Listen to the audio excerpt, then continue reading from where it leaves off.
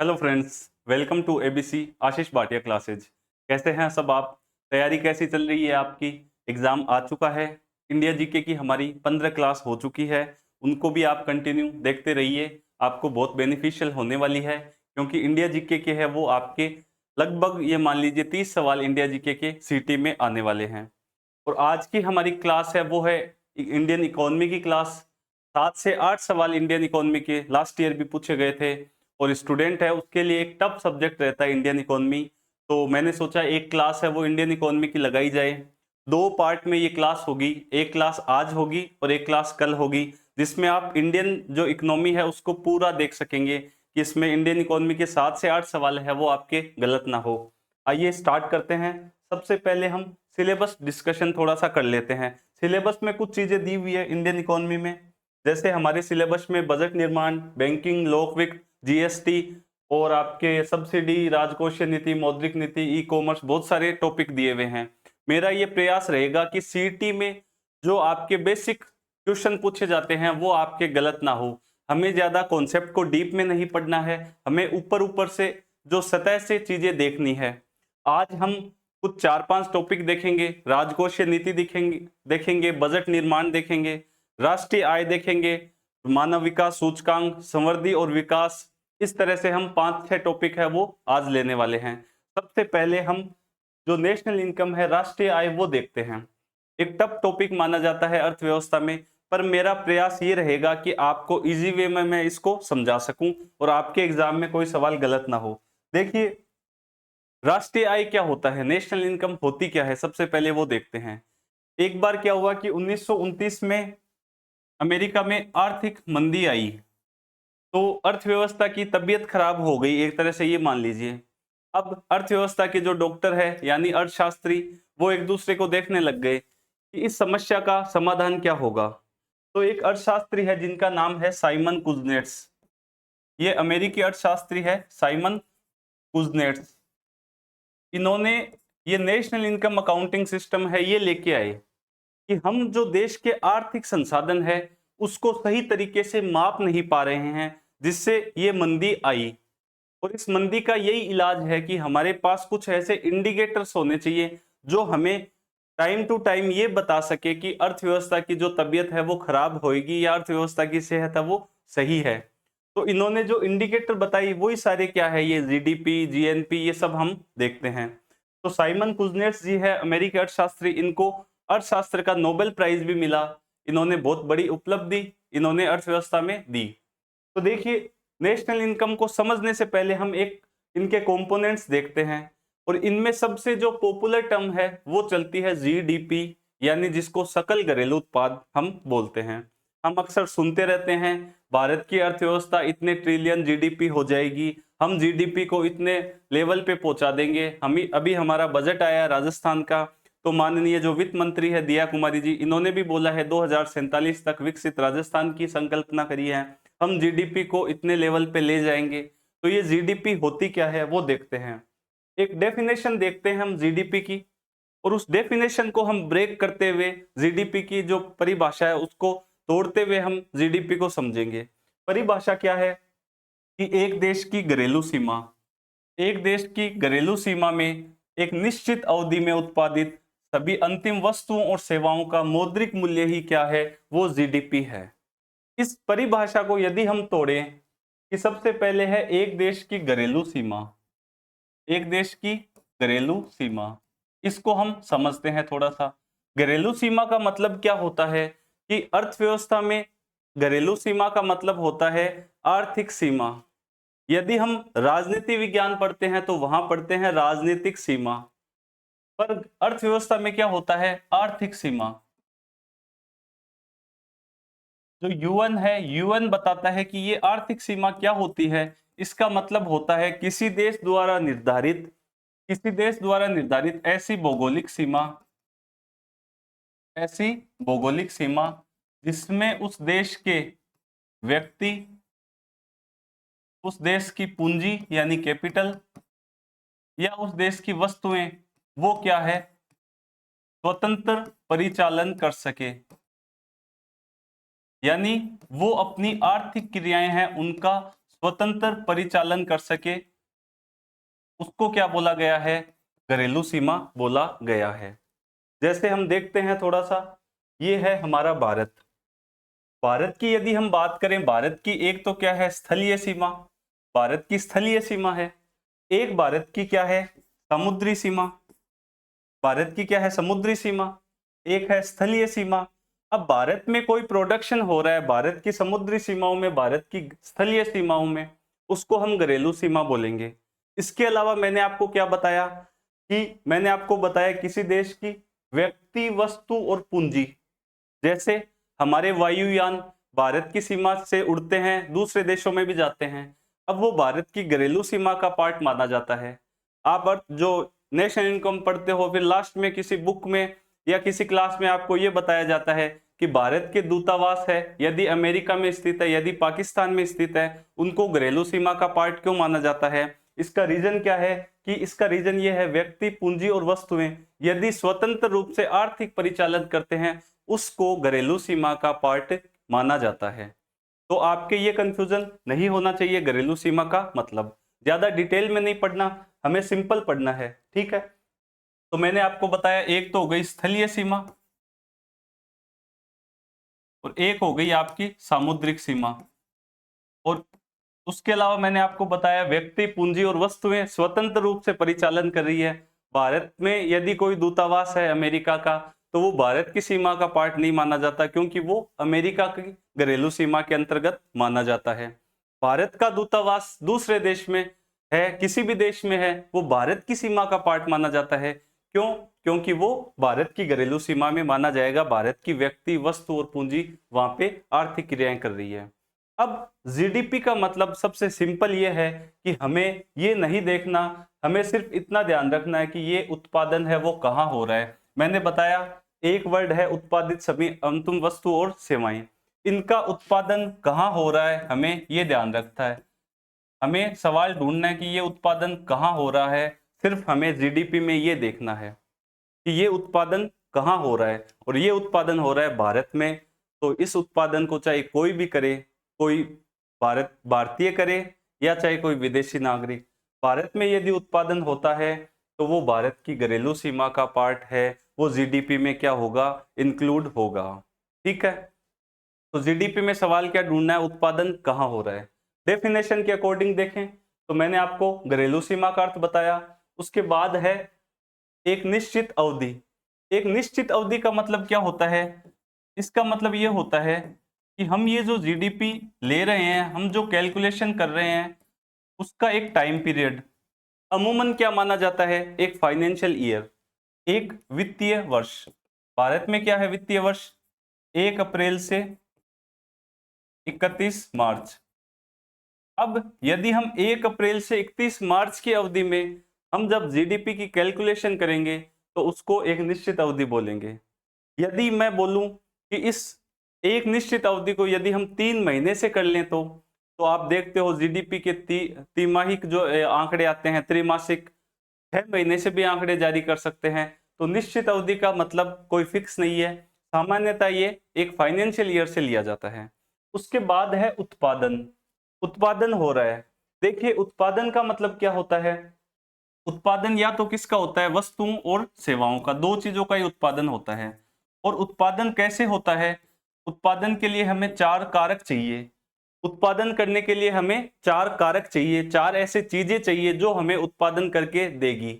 हमें क्या चाहिए? हमें चाहिए उत्पादन के लिए जमीन यानी भूमि, हमें चाहिए श्रम, हमें चाहिए पूंजी और हमें चाहिए उद्यमशीलता। यदि आप कोई बिजनेस स्टार्ट करना चाहोगे तो सबसे पहले आप में वो कैपेसिटी होनी चाहिए रिस्क लेने की कि मैं बिजनेस कर सकता हूं, उसको बोलते हैं उद्यमशीलता। उसके बाद आपको पैसे चाहिए, बिना पैसे के लिए आप जमीन नहीं खरीद सकते, ना आप लेबर को सैलरी दे सकते। तो जो आपको पैसे चाहिए उसको क्या बोलते हैं? पूंजी। एक होता है श्रम, जब मजदूर चाहिए, हमें कोई फैक्ट्री खोलनी है तो उसके लिए हमें मजदूर चाहिए। एक होता है भूमि, जहां पे आपको फैक्ट्री लगानी है तो आपको एक जमीन चाहिए, चाहे आप किराए पे लें चाहे आप खरीद के लें। तो ये 4 उत्पादन के कारक है, वो क्या करेंगे? उत्पादन। अब डेफिनेशन में है किसी देश की घरेलू सीमा हमने देखा, एक निश्चित अवधि देखी, उसमें उत्पादन देखा, उत्पादित समस्त अंतिम वस्तु और सेवाओं का वर्ड क्या है? अंतिम। अब सवाल यह है कि ये अंतिम ही क्यों, मध्यवर्ती क्यों नहीं, अंतिम ही क्यों, और अंतिम वस्तुएं क्या होती है उसके बारे में थोड़ा सा हम देखते हैं। देखिए, अर्थव्यवस्था में क्या है, वस्तुएं जो होती है उनकी दो कैटेगरी है, एक है अंतिम और एक है मध्यवर्ती, और जीडीपी में लिया जाता है अंतिम को। क्यों? क्योंकि बार बार गणना ना हो। हम एक वो लेके आते हैं, ब्रेड लेके आते हैं। जब किसान गेहूं उगाता है, उस गेहूं को आटे में कन्वर्ट किया जाता है, पीसा जाता है, उसके बाद उससे ब्रेड बनाई जाती है। वो ब्रेड है, वो कोई सप्लायर जाके एक दुकान वाले के पास रख के आता है कि ये ब्रेड है, वो सेल करनी है। फिर आप उस ब्रेड को खरीद के लेके आते हो। यदि अर्थव्यवस्था में जो उत्पादन प्रक्रिया है उसमें यदि गेहूं का, आटे का, उस ब्रेड का, सबका मूल्य यदि बार बार जोड़ा जाए और उसके बाद जब कस्टमर खरीद के लेके आ रहा है, आप खरीद के लेके आ रहे हो, वो वैल्यू भी जोड़ दी जाए, तो अर्थव्यवस्था में क्या है, जीडीपी बहुत ज्यादा आ जाएगी।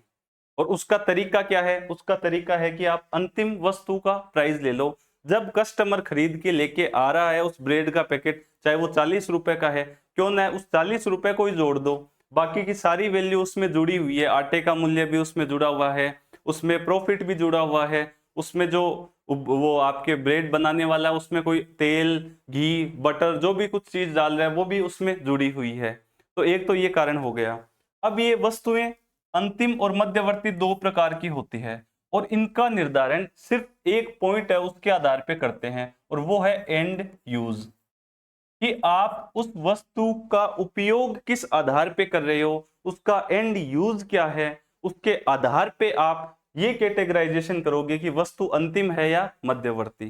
जैसे मैंने एक वो ब्रेड वाला एग्जांपल दिया, उसके अलावा यदि हम देखें कि एक सिलाई मशीन है, मान लीजिए एक है सिलाई मशीन। अब इस सिलाई मशीन को 3 व्यक्ति खरीद रहे हैं। एक है दुकानदार, एक दुकानदार है जो सिलाई मशीन को बेचता है, वो बल्क में सिलाई मशीन खरीदता है और उनको बेचता है। एक है गृहिणी जो अपने घर के यूज के लिए क्या ला रही है, सिलाई मशीन। और एक है दर्जी। व्यक्ति हो गए 3, वस्तु एक है। अब इस एक ही वस्तु के 3 प्रकार आपको देखने को मिलेंगे। देखिए, मैंने आपको बताया वस्तुएं दो है, अंतिम और मध्यवर्ती। अंतिम वस्तुएं कौन सी होती है? जो या तो क्या हो, उपभोग के लिए हो, जैसे गृहिणी खरीद के लाई अपने यूज के लिए, वो हो गया उपभोग। जैसे आप ब्रेड खरीद के लाए अपने यूज के लिए, उपभोग के लिए। या फिर हो गई पूंजीगत। पूंजीगत बोले तो ये दर्जी खरीद के लाया सिलाई मशीन, पूंजीगत वस्तु है इसके लिए। क्यों? क्योंकि उस सिलाई मशीन का उपयोग वो कमीज बनाने में करेगा, वो शर्ट बनाएगा ताकि वो शर्ट आगे बेच सके। तो इसके लिए दर्जी और गृहिणी के लिए ये सिलाई मशीन क्या हो गई, अंतिम वस्तु। एक है दुकानदार जिसका काम ही क्या है, सिलाई मशीन बेचना। तो मध्यवर्ती वस्तुएं कौन सी हो गई? जो या तो हो गया रॉ मटेरियल, ब्रेड को बनाने में गेहूं, आटा, ये क्या है, रॉ मटेरियल है। बटर है, वो क्या है, रॉ मटेरियल यानी कच्चा माल। या फिर उसको आप क्या करो, पुनः बिक्री उसकी, यानी ये दुकानदार इस सिलाई मशीन को वापस बेचेगा। तो इसके लिए क्या है, मध्यवर्ती वस्तु है। तो एक मशीन है वो 3 प्रकार से देखी, किसके आधार पे, एंड यूज के आधार पे, कि यूज क्या हो रहा है उसके आधार पे हमने अंतिम वस्तु और सेवाएं देखी। तो राष्ट्रीय आय में अंतिम वस्तु और सेवाओं को लिया जाता है, आधार क्या है, एंड यूज।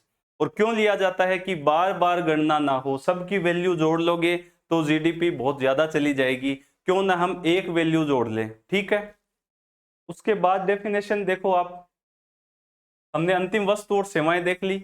उसके बाद है उनका मौद्रिक मूल्य।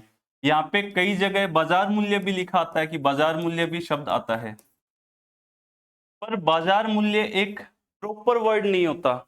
उसके पीछे का कारण क्या है कि एक सिलाई मशीन मान लीजिए, उसकी वैल्यू जयपुर में एक 500 रुपए की सिलाई मशीन मान लीजिए 5,000 की आ सकती है।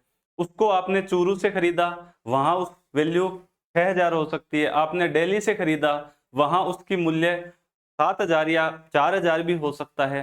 तो बाजार मूल्य अंतिम वस्तुओं का अलग अलग हो सकता है। तो इसका प्रॉपर वर्ड है मौद्रिक मूल्य यानी मॉनेटरी वैल्यू, जिसको पैसे में व्यक्त किया जा सके। तो इसका प्रॉपर वर्ड होता है मौद्रिक मूल्य, ना कि बाजार मूल्य। पर बाजार मूल्य भी कई जगह पे लिखा हुआ होता है। अब हमने मौद्रिक मूल्य देख लिया, उसको क्या बोलेंगे? जीडीपी। और मैंने आपको बताया इंपॉर्टेंट क्या है, प्रोडक्शन कहाँ हो रहा है वो हमारे लिए इंपॉर्टेंट है। हमें उससे मतलब नहीं है कि प्रोडक्शन किसने किया। भारत की स्थलीय सीमा में चाहे कोई विदेशी करे चाहे कोई भारतीय करे, हम उसको जीडीपी में लेंगे। भारत में जितनी भी बाहर की कंपनियां एमएनसीज है वो भारत में प्रोडक्शन करेगी तो उसको जीडीपी में लेंगे, क्योंकि हमें क्या देखना है? उत्पादन कहाँ हो रहा है जीडीपी में, सिर्फ हमें इस चीज को देखना है। तो जीडीपी का मतलब किसी देश की घरेलू सीमा में उत्पादित समस्त अंतिम वस्तुओं और सेवाओं के मौद्रिक मूल्य को क्या कहते हैं? जीडीपी कहते हैं। आपके समझ में आया होगा, मैं ऐसी आशा करता हूं। उसके बाद देखिए हमारे जो कंपोनेंट है उनमें हमने सबसे पहले क्या देखा? सकल घरेलू उत्पाद जीडीपी देखा। अब एक चार्ट हम देखते हैं, उस चार्ट के बाद क्या सारे कंपोनेंट आगे के वो हम देखते हुए चलेंगे। मैंने आपको बताया हमें सिर्फ जीडीपी में इतना ध्यान रखना है उत्पादन कहाँ हो रहा है, चाहे उत्पादन विदेशी करे चाहे भारतीय करे, हमें सिर्फ इतना ध्यान रखना है वो उत्पादन भारत में हो रहा है। घरेलू सीमा मैंने आपको बताई कि सामुद्रिक सीमा और आपके भौगोलिक सीमा हो गई। अब ये एक चार्ट है, इस चार्ट को थोड़ा सा हम इसलिए समझेंगे क्योंकि जीडीपी में वर्ड क्या है? जीडीपी। ठीक है, ये है जी का मतलब ग्रोस, सकल, जिसको हिंदी में हम बोलते हैं। एक है डी, इसका मतलब होता है डोमेस्टिक, जिसको मैंने आपको बताया घरेलू। ठीक है, और घरेलू का क्या बताया? सिर्फ उत्पादन कहां होता है ये देखना है। प्रोडक्ट, अब मैं चाहे प्रोडक्ट लिख दूं चाहे इनकम लिख दूं, बात एक ही है। क्यों? क्योंकि प्रोडक्ट किससे बनता है? प्रोडक्शन से। और प्रोडक्शन यानी उत्पादन हो रहा है, और उत्पादन से क्या है? प्रोडक्शन हुआ है। तो इनकम लिख दो चाहे प्रोडक्शन लिख दो, एक ही बात है। अब सबसे बड़ा सवाल क्या है? सबसे बड़ा सवाल हमारे सामने ये चार्ट है। ये चार्ट हम देखेंगे और जीडीपी, जीएनपी, एनडीपी, कोई भी सवाल आपके सामने आ जाए आप सही करते हुए चलोगे। देखिए, एक शब्द है ग्रोस, एक है नेट। जब मैं आपको बताऊंगा एनडीपी तो पहला वर्ड आएगा एन, जिसका मतलब होता है नेट। वो देखते हैं, ग्रोस से नेट पे आना है। मैंने आपको क्या बताया कि उत्पादन हो रहा है, ग्रोस यानी सकल उत्पादन हो रहा है। ये एक मैथमेटिकल टर्म है ग्रोस। जैसे आप क्लास में गए और टीचर ने आपसे पूछा कि क्लास में टोटल कितने बच्चे हैं, तो जवाब आया 100 बच्चे क्लास में है। और दूसरा सवाल टीचर ने पूछा कि कितने बच्चों के पास आईडी कार्ड्स हैं, तो उसमें से मान लीजिए 90 बच्चों के पास आईडी कार्ड्स है। तो नेट 90 लोग क्या है क्लास में जिनके पास आईडी कार्ड्स है, 10 बच्चे जिनके पास नहीं है। तो ग्रोस और नेट का मतलब क्या होता है? ग्रोस एक मैथमेटिकल टर्म है सकल, और नेट मतलब निवल। अब ये क्यों निकाला जाता है वो चीज आप देख लीजिए। मैंने आपको बताया अर्थव्यवस्था में उत्पादन के कारक है वो उत्पादन कर रहे हैं, बहुत सारी मशीनरी, प्लांट्स, वो सारी सब चीजें लगी हुई है। एक कार हम लेके आए, वो उस कार की वैल्यू आज मान लीजिए 10 में खरीदी, 10 लाख रुपए में, और 2 साल के बाद उसकी वैल्यू हो जाती है 8 लाख रुपए। तो उसकी वैल्यू कम होने का कारण क्या है? कि उसमें डेप्रीशिएशन, यानी इसको हिंदी में बोलते हैं हाफ। तो ये डेप्रीशिएशन जो लगता है उसके बाद उसकी वैल्यू सही कितनी है? 8 लाख रुपए। ऐसे ही उत्पादन के जो कारक है उनमें प्लांट, मशीनरी सब लगे हुए हैं, उनमें हर साल डेप्रीशिएशन होता रहता है। अब उसकी वैल्यू क्यों न घटाई जाए ताकि हमें नेट पता चले कि हमारी जीडीपी कितनी है। तो जीडीपी में क्या शब्द है? ग्रोथ, और नेट का मतलब है निवल। तो यहाँ पे लिखा हुआ है ग्रोथ से हम क्या करेंगे? डेप्रीशिएशन को लेस करेंगे तो क्या निकल जाएगा? नेट। एक बात ये हो गई। तो आपसे यदि कोई पूछ ले कि जीडीपी में डेप्रीशिएशन इंक्लूड होता है या नहीं, तो आपका उत्तर होना चाहिए जी होता है। क्यों? क्योंकि ग्रोस का मतलब ही इसमें डेप्रिसिएशन इंक्लूड है। अब हम एक एक करके कंपोनेंट को देखेंगे, फिर चार्ट को आगे देखेंगे। पहला हमने जीडीपी देख लिया, सकल घरेलू उत्पाद। अगला जो कंपोनेंट है वो है नेट डोमेस्टिक प्रोडक्ट, एनडीपी। इसको हम देखते हैं, ठीक है, एनडीपी।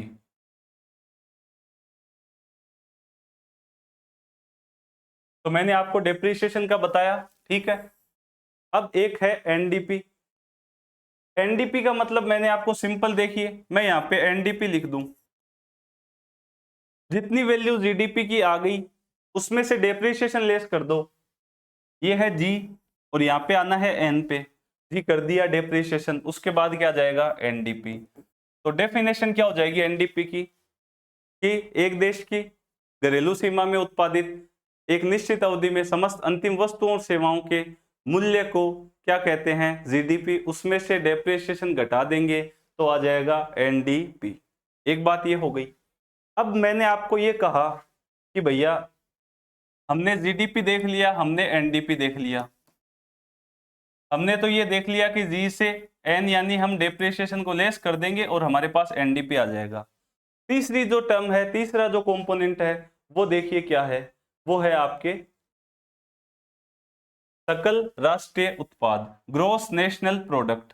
अब हम देखेंगे इस नेशनल का मतलब, ठीक है, हम क्या देखेंगे इस नेशनल का मतलब, जी एन पी, हमने देखा जीडीपी और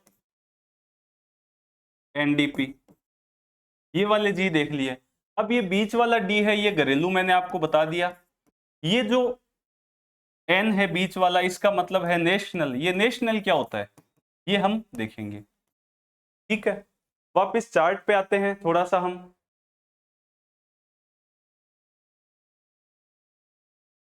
मैंने आपको क्या बताया, जीडीपी में हमें ये देखना है कि उत्पादन कहाँ हो रहा है, उत्पादन कहाँ हो रहा है, और इस जो जीएनपी है इसमें हम ये देखेंगे कि उत्पादन किसने किया। पहले तो हमने इन किसने को हटा दिया, हमने ये देखा कि उत्पादन चाहे ब्रेटली आके कर रहा है भारत में या सचिन तेंदुलकर कर रहा है, तो हमने जीडीपी में तो ये देखा कहाँ हो रहा है। अब हम जीएनपी निकाल रहे हैं, तीसरा कंपोनेंट जीएनपी, जिसको हम निवल राष्ट्रीय उत्पाद बोलते हैं।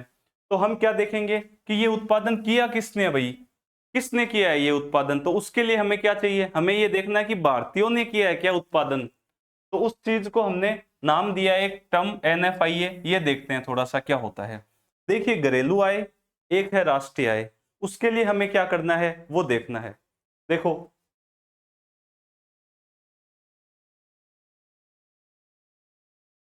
इसका मतलब होता है विदेशों से प्राप्त शुद्ध कारक आय।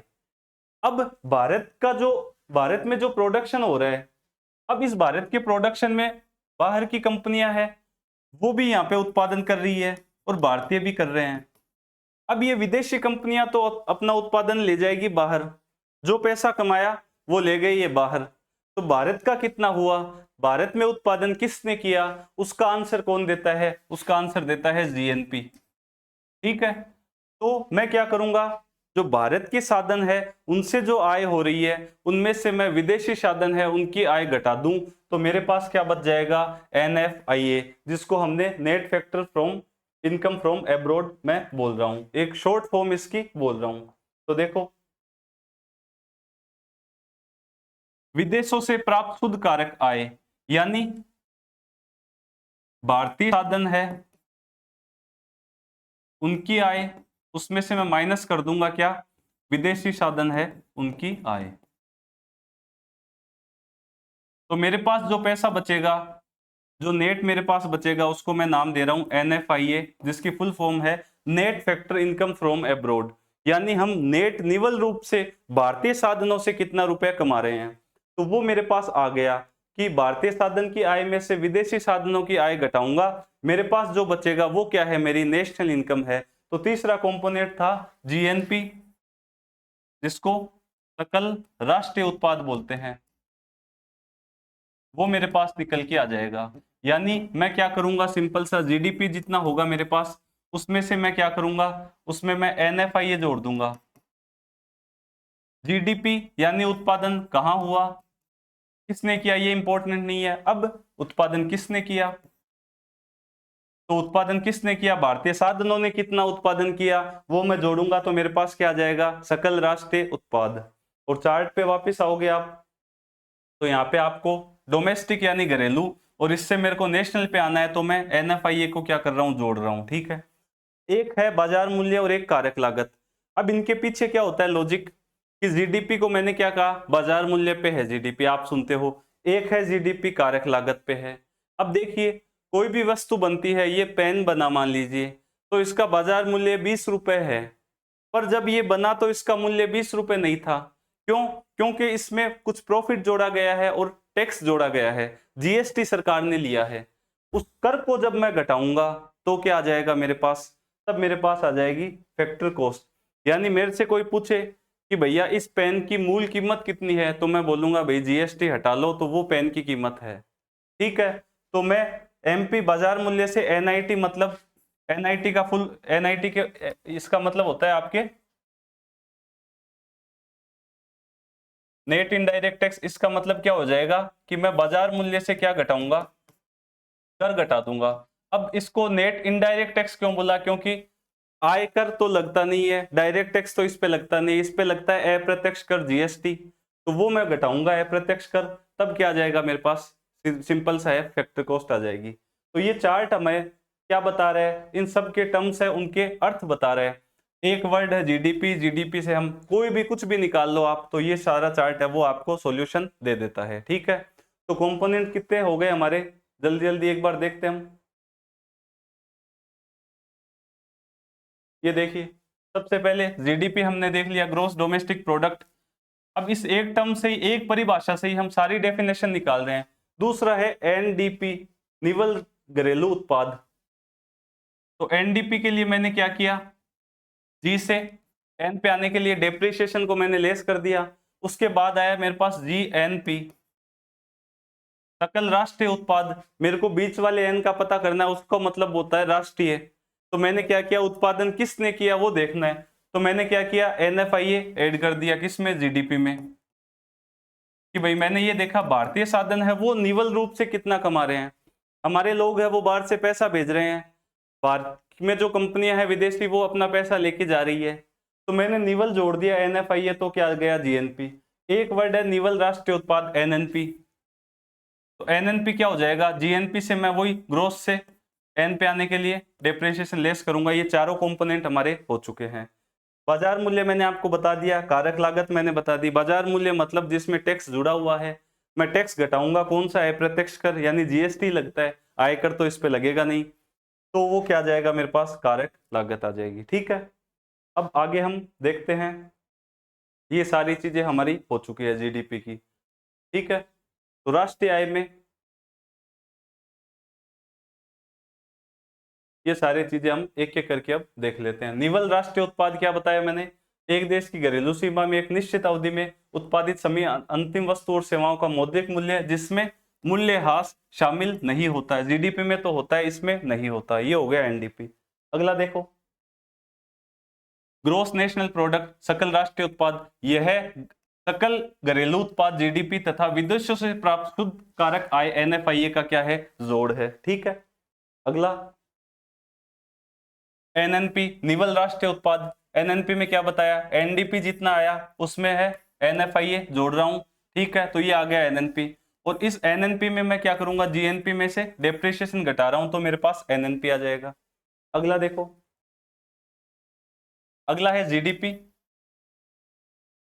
एक है चालू कीमतों पर, एक है स्थिर कीमतों पर। इस कॉन्सेप्ट को थोड़ा सा समझेंगे तो एक सवाल पैदा होगा, और वो सवाल कई बार एग्जाम में पूछा जाता है, जिसको हम जीडीपी डिफ्लेक्टर बोलते हैं।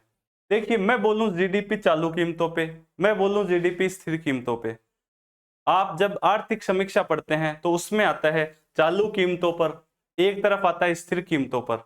ठीक है, दोनों आंकड़े हम याद करते हैं, क्यों करते हैं उसका कारण देखते हैं। देखिए, कांस्टेंट प्राइस, इसका करंट प्राइस का मतलब क्या होता है, ये प्रचलित बाजार मूल्य, नॉमिनल जीडीपी इसको बोलते हैं, इसको नाम मात्र बोलते हैं। नॉमिनल का मतलब नाम मात्र। अब आप मेरे से सवाल ये करोगे कि सर प्रचलित बाजार मूल्य इस पेन की आज मान लीजिए 20 रुपए बाजार मूल्य है और उसको आप नाम मात्र क्यों बोल रहे हो, ये तो वास्तविक मूल्य है। और इधर क्या है, स्थिर प्राइस, जो स्थिर कीमत पर किसी एक वर्ष को आधार वर्ष मानते हुए अब वर्तमान में 2011-12 की वैल्यू निकाली है, उसको वास्तविक बोल रहा हूं। कि आप पुरानी जो वैल्यू है उसको तो बोल रहे हो वास्तविक, और वर्तमान जो प्रचलित है उसको आप बोल रहे हो नाम मात्र। ऐसा क्यों, और ऐसा ये सारी चीज हम क्यों बता रहे हो आप? तो इसका कारण हम देखते हैं, थोड़ा सा देखिए। आर्थिक समीक्षा में दोनों आंकड़े देखते हैं और ये आंकड़े क्यों लिए जाते हैं वो देखिए। अब एक कोई भी ईयर मान लिया, जैसे वर्तमान में 2011-12 के आधार पे हम स्थिर मूल्य निकाल रहे हैं। अब हमने क्या देखा कि 2011-12 में जो प्रचलित बाजार मूल्य था उसकी वैल्यू को ले लिया और वो कैलकुलेशन हमने मुद्रास्फीति के जो आंकड़े थे उनके आधार पे कर ली। कि कोई भी प्रोडक्शन होता है तो उसमें मुद्रास्फीति को आप समायोजित करो। जैसे इस वर्ष मान लीजिए हमने 100 क्वांटिटी पेन की बनाई और मूल्य कितना है, 20 रुपए, तो 100 इंटू 20 यानी 2000 रुपए हमारा जीडीपी है। ये एक एग्जांपल दे रहा हूं, ठीक है। अब मान लीजिए अगले वर्ष भी 100 क्वांटिटी ही प्रोडक्शन हुआ उत्पादन पेन का और जो वैल्यू थी वो 100 से 30 हो गई, ये 20 से 30 हो गई, तो हमने 3000 रुपए यहाँ पे लिखा।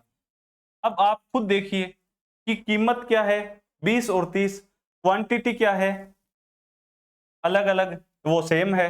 100 प्रोडक्शन जब हो रहा है पेन का, 20 रुपए कीमत है, तो वो जीडीपी आ रहा है 2000। जब क्वांटिटी 100 ही प्रोडक्शन है, कीमत हो गई 30, तो जीडीपी आ रहा है 3000। अब देखने में ये लगेगा कि जीडीपी है वो बढ़ गई है, पिछली बार 2000 थी, इस बार 3000 रुपए हो गई है, पर उत्पादन में कोई फर्क नहीं आ रहा।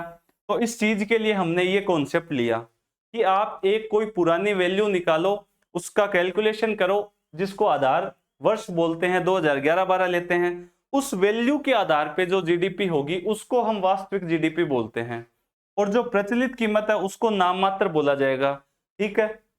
तो ये कॉन्सेप्ट आता है हमारे पास जिसको बोलते हैं वास्तविक जीडीपी। मैंने बताया आपको उत्पादन के स्तर में परिवर्तन को दर्शाता है, ये सारी चीजें करी। वास्तविक में क्या, मैंने मुद्रास्फीति को समायोजित किया। एक है नॉमिनल जीडीपी, जिस जो उत्पादन के परिवर्तन को दर्शा भी सकता है और नहीं भी, इसमें मुद्रास्फीति को समायोजित नहीं किया जाता, तो ये निकल के आता है जीएनपी डिफ्लेटर, जिसको जीडीपी अपस्फीति कारक बोलते हैं। ये कई बार एग्जाम में सवाल पूछा जाता है कि जीडीपी अस्फीति कारक डिफ्लेटर क्या होता है। ऊपर पे लिखेंगे चालू कीमत पर जितनी जीडीपी है यानी नॉमिनल जीडीपी, नीचे लिखेंगे स्थिर कीमत पर जितनी जीडीपी है यानी रियल जीडीपी, उसको मल्टीप्लाई कर देंगे 100 से, तो हमारे पास आ जाएगा जीडीपी डिफ्लेटर। कई बार एग्जाम में ये फॉर्मूला पूछा जाता है। और ये सारी रामायण हमने क्यों करी, क्योंकि प्रोडक्शन यदि सेम है, उत्पादन सेम हो रहा है, पर कीमतों में परिवर्तन की वजह से जीडीपी बढ़ी हुई दिख रही है, इसलिए हमने ये सॉल्यूशन लिया कि एक आधार वर्ष मान लो और उसके मुद्रास्फीति को समायोजित करो कि वस्तुओं की कीमतें कितनी बढ़ रही है, इसलिए हमने ये चालू और स्थिर का कॉन्सेप्ट है वो लिया है, ठीक है। ये चीज भी हमारी हो गई। अब आगे हम देखते हैं जीडीपी यानी नेशनल इनकम अकाउंटिंग है, उसके मेथड कितने हैं, राष्ट्रीय आय को निकालने के मेथड कितने हैं। तो राष्ट्रीय आय को निकालने के 3 मेथड है। मैं सिर्फ नाम इसलिए लिख रहा हूं कि सीटी में ज्यादा डीप में नहीं पूछा जाएगा, सिर्फ नाम ही पूछे जाएंगे।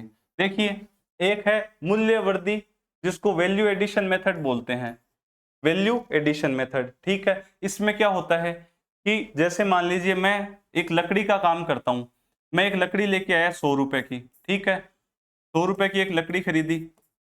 उसके बाद मैंने क्या किया, इसमें 50 रुपए मूल्यवर्धन यानी मैंने उसमें कील वगैरह लगा के, फिर 150 रुपए की मैंने क्या की, एक कुर्सी बना दी, ठीक है। एक कुर्सी बनाई 150 रुपए में, उसमें 50 रुपए की मैंने मजदूरी, अपनी जो कील वील फेविकोल सारा लगाया। उसके बाद क्या किया मैंने, इसको इसमें 50 रुपए प्रॉफिट जोड़ के 200 रुपए में इसको बेच दिया एक फर्नीचर शोरूम पे। इस फर्नीचर शोरूम वाले ने क्या किया, इसका थोड़ा एडवर्टाइज, इसका मार्केटिंग किया, इसमें थोड़ी थैली वैली लगा के थोड़ा सा अच्छा करके 250 रुपए में किसी ग्राहक को बेच दिया। अब मैंने आपको बताया जब जीडीपी काउंट कर रहा हूं मैं, तो मैं क्या कर रहा हूं, 250 रुपए ले रहा हूं कि भाई अंतिम वस्तु ग्राहक कितने में खरीद रहा है। मैं सारी वैल्यू नहीं जोड़ूंगा, 100 150 200 नहीं जोड़ूंगा, मैं तो 250 जोड़ूंगा, क्योंकि अंतिम वस्तु मुझे निकालनी है। वैल्यू एडिशन ये बताता है कि जितना वैल्यू एडिशन हो रहा है, यानी 100 रुपए यहाँ लकड़ी है, ठीक है, ये कोई लकड़ी मान लीजिए जहां से काट के लेके आए, 100 रुपए का वैल्यू एडिशन है। फिर 50 रुपए इसने यहाँ पे देखिए 100 से 150, यानी ये 50 रुपए इसने किया, किसने, जो आपके वो बढ़ई था जो फर्नीचर वो लकड़ी बना रहा है वो। फिर इसने अपना 50 रुपए प्रॉफिट जोड़ा, 150 किया, फिर 200 किया, तो ये 50 और जोड़ लिया। उसके बाद 200 से क्या हुआ, 250, यानी फर्नीचर शोरूम वाला है वो भी 50 रुपए थैली वैली लगा रहा है, उसकी मार्केटिंग कर रहा है, अपना दुकान का रेंट निकाल रहा है, अपना प्रॉफिट जोड़ रहा है।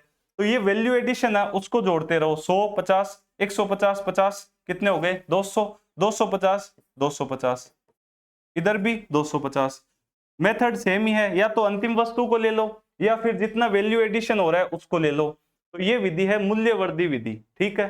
तो इससे ये पता चलता है कि उत्पादन में मूल्यवर्धन, प्रोडक्शन में मूल्यवर्धन कितना हो रहा है। एक है आय विधि।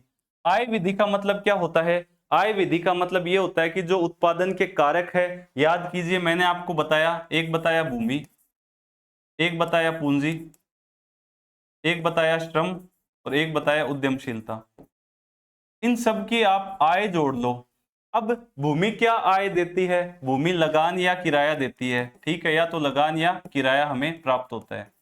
पूंजी हमें क्या देती है, यदि मान लीजिए आपने जो पूंजी लगाई उस पूंजी को आप बैंक में जमा करवाते हैं तो उसका जो ब्याज मिलता है वो पूंजी की इनकम होती है। तो ये कारक है उत्पादन के, और ये कुछ आय जनरेट करके हमें दे रहे हैं, वो आय जोड़ दो तो क्या आ जाएगा, इनकम मेथड। श्रम क्या मांगता है, मजदूरी या वेतन मांगता है। लेबर क्या मांगता है हमसे, सैलरी लेता है, तो सैलरी इसकी आय हो गई। उद्यमशीलता का मतलब हमने बिजनेस क्यों स्टार्ट किया था, लाभ कमाने के लिए। अब कारक, उत्पादन के कारक जो आय सृजन करके देंगे उनका जोड़ क्या हो जाएगा, जीडीपी। जब मैं आय विधि से जीडीपी निकालूंगा तो उत्पादन के कारक जो आय सृजित करके देंगे उनको जोड़ दो, वो आ जाएगी आय, ठीक है। एक है व्यय विधि। व्यय विधि का मतलब होता है, किन्स एक अर्थशास्त्री हुए हैं जिन्होंने एक कॉन्सेप्ट दिया था कि उत्पादन के जो कारक होते हैं उनके खर्चे होते हैं, सरकार भी खर्चा करती है जिसको गवर्नमेंट एक्सपेंडिचर बोलते हैं, हम आयात और निर्यात भी करते हैं, तो खर्चों को जोड़ दो तो व्यय विधि आ जाती है। ज्यादा डीप में हम नहीं जाएंगे, सिंपल कई बार तो यही पूछते हैं, 3 विधियों के नाम पूछते हैं, ठीक है। मूल्यवर्धी विधि, इसको प्रोडक्ट मेथड भी बोला जाता है, उत्पाद विधि भी आ जाता है कई बार, एक इनकम मेथड और एक एक्सपेंडिचर मेथड, ठीक है। अगला, अब हम ऐसे फैक्ट्स देखेंगे जो अक्सर पूछे जाते हैं सवाल एग्जाम में नेशनल इनकम से। पहला है, राष्ट्रीय आय में शामिलित नहीं किया जाता। ऑप्शन में आ जाएगा कि निम्न में से कौन सी मद को राष्ट्रीय आय में शामिल नहीं किया जाता। तो देखिए, पुरानी वस्तुओं के क्रय विक्रय को मैंने आपको बताया, अंतिम वस्तुओं को लेते हैं, पुरानी को नहीं लेते। मध्यवर्ती वस्तुएं नहीं होती क्योंकि अंतिम ही लेते हैं। पुरानी को क्यों नहीं लेंगे, क्यों, क्योंकि वो जब बनी थी, नई वस्तु थी, तब उनका मूल्य हम राष्ट्रीय आय में शामिल कर चुके हैं। स्व उपभोग की वस्तुएं जैसे गृहिणी की सेवाएं, हमारी मम्मी घर पे काम करती है, बहनें काम करती है, हम खुद के लिए खाना बनाते हैं, तो स्व उपभोग की वस्तुएं नहीं ली जाएगी जीडीपी की कैलकुलेशन में। गैर कानूनी कार्यों से संबंधित, हम हवाले के पैसे को, 2 नंबर के पैसे को जीडीपी में काउंट नहीं करेंगे, क्योंकि अर्थव्यवस्था में ये माना जाता है कि ये उत्पादन जो कर रहे हैं इन चीजों से, वो उत्पादन नहीं माना जाएगा। अर्थव्यवस्था में सिर्फ उत्पादन से प्राप्त आय को शामिल किया जाता है। गैर कानूनी जो होती है वो कैलकुलेशन में नहीं है, सरकार को पता नहीं है कि कितना गैर कानूनी काम चल रहा है, वो बात अलग है, सरकार की नजर में भी है, पर उनको शामिल नहीं कर सकते। एक है हस्तांतरित आय, बहुत बार सवाल पूछते हैं ट्रांसफर अर्निंग का, वृद्धावस्था पेंशन बेरोजगारी, इनको शामिल क्यों नहीं करते जीडीपी में। देखिए, जीडीपी में क्या बताया, समस्त उत्पादित अंतिम वस्तुओं और सेवाएं, और उत्पादन कब होगा, उत्पादन जब होगा जब आय सृजन होता है, यानी हम मेहनत से कोई आय सर्जित करते हैं, हम श्रम से आय सर्जित करते हैं, उसी आय को जीडीपी में लेते हैं, उत्पादन वाली आय को। और ये वृद्धावस्था पेंशन और ये सब बिना उत्पादन के प्राप्त होती है, इनको ट्रांसफर अर्निंग्स बोला जाता है, इसलिए शामिल नहीं होती। एक है ये छात्रवृत्ति भत्ते, सारे सब आ गए। फिर है लॉटरी में जीता गया इनाम धनराशि, इनको भी नहीं करते क्योंकि इनसे कोई उत्पादन नहीं होता ऐसा माना जाता है। वैज्ञानिक खोजों में प्रयोग की गई वस्तुएं उत्पादन नहीं कर रही है, वैज्ञानिक खोज है। पूंजीगत लाभ या हानि, इनको नहीं करते। सार्वजनिक उपक्रमों के विनिवेश से प्राप्त राशि, ठीक है, यदि हम कोई सरकार अपना सार्वजनिक उपक्रम है वो बेच रही है, उससे प्राप्त राशि को भी शामिल नहीं किया जाता। विदेशों से प्राप्त उपहार, कोई प्रोडक्शन नहीं होता यहाँ से। शेयर तथा बॉन्ड का क्रय विक्रय, ये सारी चीजें शामिल नहीं होती। इनके ऊपर जो ब्रोकरेज दलाली होती है वो शामिल होती है, आगे देखेंगे हम। उसके बाद है सम्मिलित क्या किया जाता है, सवाल ऐसे भी आ सकते हैं। देखिए सैनिक तथा सुरक्षा सेवाएं, इनको माना जाता है कि ये उत्पादन की क्रिया कर रही है। सरकार सैनिक तथा सुरक्षा सेवाएं हैं वो अपना एक्सपेंडिचर कर रही है, खर्च कर रही है, ठीक है। सरकार द्वारा निःशुल्क प्रदान की गई सेवाएं, इसको गवर्नमेंट एक्सपेंडिचर माना जाता है जी, इसको बोला जाता है सरकार का खर्चा, इसलिए इसको शामिल किया जाता है। अंतिम वस्तुएं और सेवाएं, ये तो करते ही हैं। ब्रोकर्स कमीशन और शेयर बॉन्ड के क्रय विक्रय का, जब शेयर, ऐसे सवाल आ जाए कि शेयर जो बेच रहे हैं या बॉन्ड जो बेच रहे हैं उनका क्रय विक्रय शामिल नहीं किया जाता, पर जो कमीशन, जो ब्रोकर्स, जो दलाल ऐसा काम करते हैं वो एक आय का सृजन करते हैं, वो एक उत्पादन कार्य माना जाता है, इसलिए इनके क्रय विक्रय का जो कमीशन है उसको शामिल किया जाता है, ठीक है। भविष्य निधि प्रोविडेंट फंड है, उसमें नियोक्ता का योगदान, यानी प्रोविडेंट फंड है उसमें एक तो सरकार का कंट्रीब्यूशन होता है, एक जो एम्प्लॉय है उसका होता है। तो एम्प्लॉयर का मतलब नियोक्ता, यानी जो आपको रोजगार दे रहा है उसका योगदान किस में शामिल हो रहा है, प्रोविडेंट फंड में। क्यों? क्योंकि वो एक सैलरी का ही पार्ट है, जो काम कर रहा है वो उत्पादन कर रहा है, उसकी सैलरी का पार्ट मान के इसको शामिल किया जाता है, ठीक है। एक पेंशन होती है वृद्धावस्था पेंशन, एक पेंशन होती है कौन सी, जो हमें प्राप्त होती है कब, सेवाओं को देने के बाद, वो भी शामिल इसमें की जाएगी, ठीक है। अब जीडीपी हमने पूरा नेशनल इनकम पढ़ लिया, अब कुछ मुख्य आर्थिक समस्याएं देखते हैं। स्लो डाउन किसको बोलते हैं? स्लो डाउन बोलते हैं जब जीडीपी बढ़ता है पर जीडीपी की ग्रोथ रेट है वो कम होती है। समझ गए कैसे? जीडीपी की वैल्यू मान लीजिए 2000 है, अगले साल जीडीपी बढ़ी 3000, तो यहाँ पे 1000 जीडीपी बढ़ी कितने, 2000 पे। इसकी एक रेट है, 1000 जीडीपी बढ़ी 2000 पे।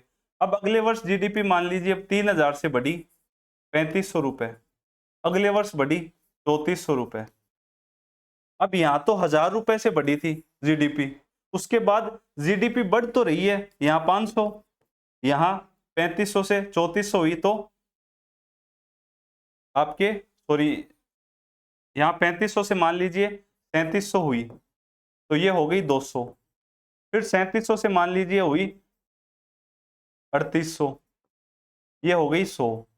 अब देखिए जीडीपी तो बढ़ रही है लगातार, 2000 से 3800 तक आ गई, पर इसकी ग्रोथ रेट कम हो रही है, यहाँ 500 ही बढ़ी, यहाँ 200 ही बढ़ी, यहाँ 100 ही बढ़ी। तो जीडीपी तो बढ़ते हुए दिखेगी पर इसकी ग्रोथ रेट कम होते हुए दिखेगी, उसको बोलते हैं स्लो डाउन, ठीक है।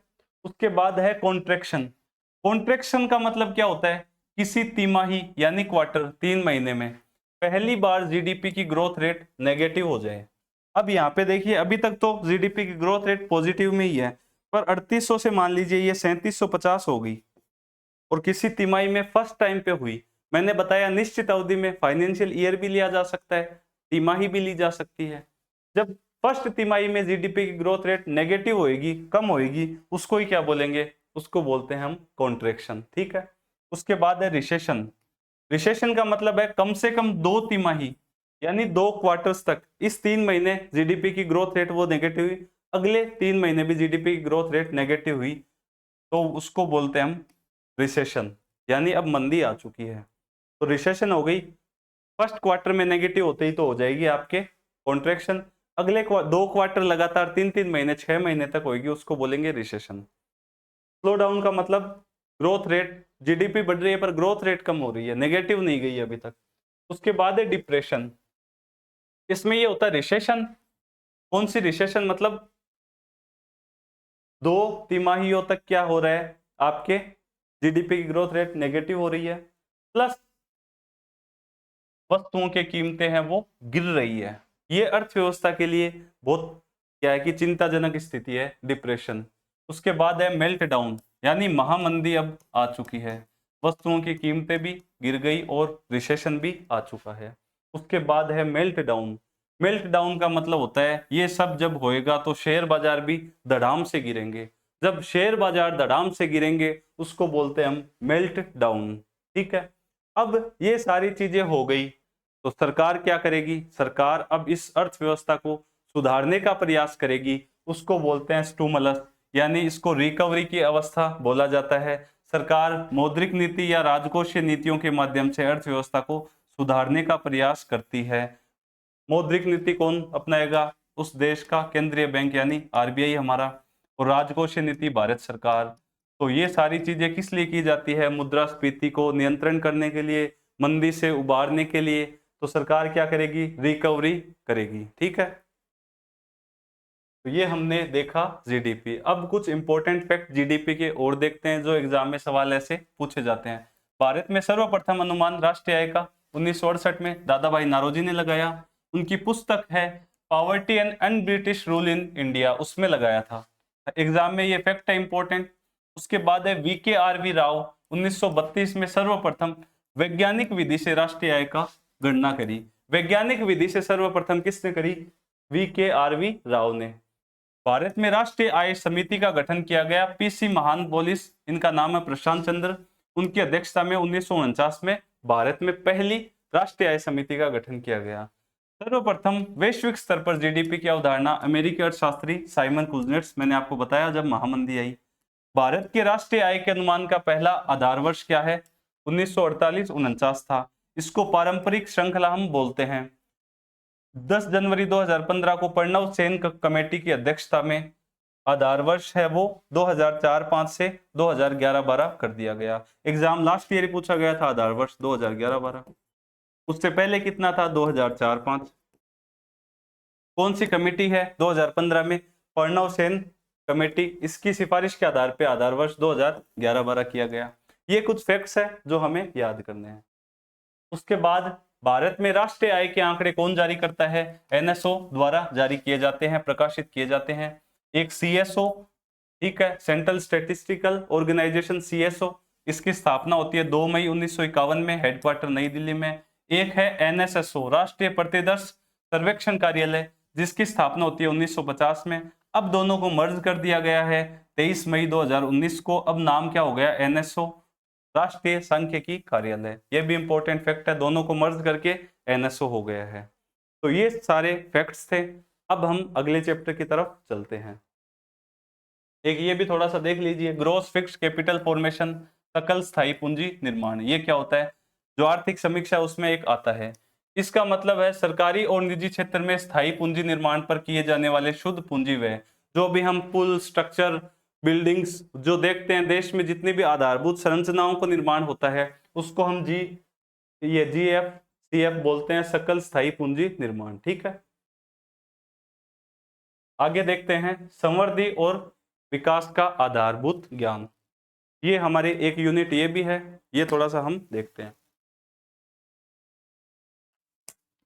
देखिए दो वर्ड है, एक है संवर्धी जिसको ग्रोथ बोलते हैं, एक है विकास जिसको हम डेवलपमेंट बोलते हैं। ये क्या होता है? देखिए, आप मान लीजिए कि आप रात और दिन पैसा कमाने के पीछे अंधे हो गए। आप पैसा कमाए जा रहे हो, आपको बस यही टेंशन है कि मेरी सैलरी अगले महीने बढ़ने वाली है, मैं अगले महीने प्रमोशन लूंगा, मैं शेयर मार्केट में पैसा लगाऊंगा, मुझे बिजनेस करना है, मुझे पैसा कमाना है।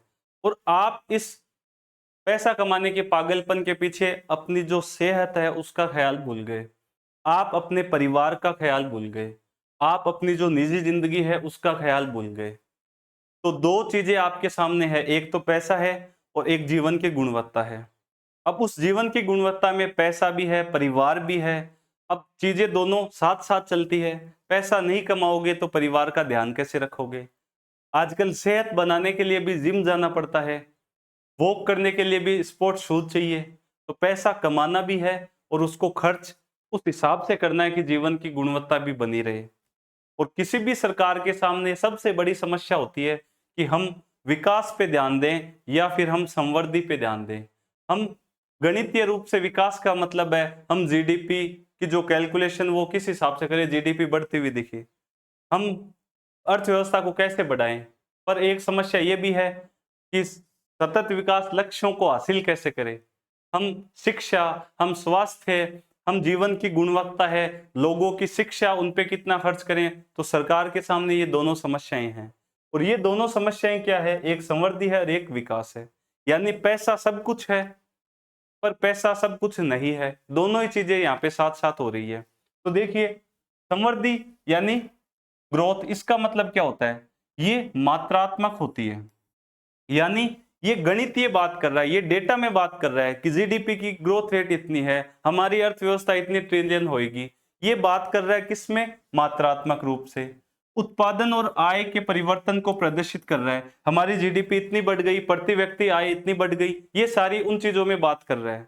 अब आप खुद एक चीज देखिए कि मान लीजिए किसी देश की जीडीपी है, वो मान लीजिए 10,000 रुपए, सपोज कीजिए 10,000 रुपए जीडीपी है, और उस देश में 100 व्यक्ति निवास करते हैं।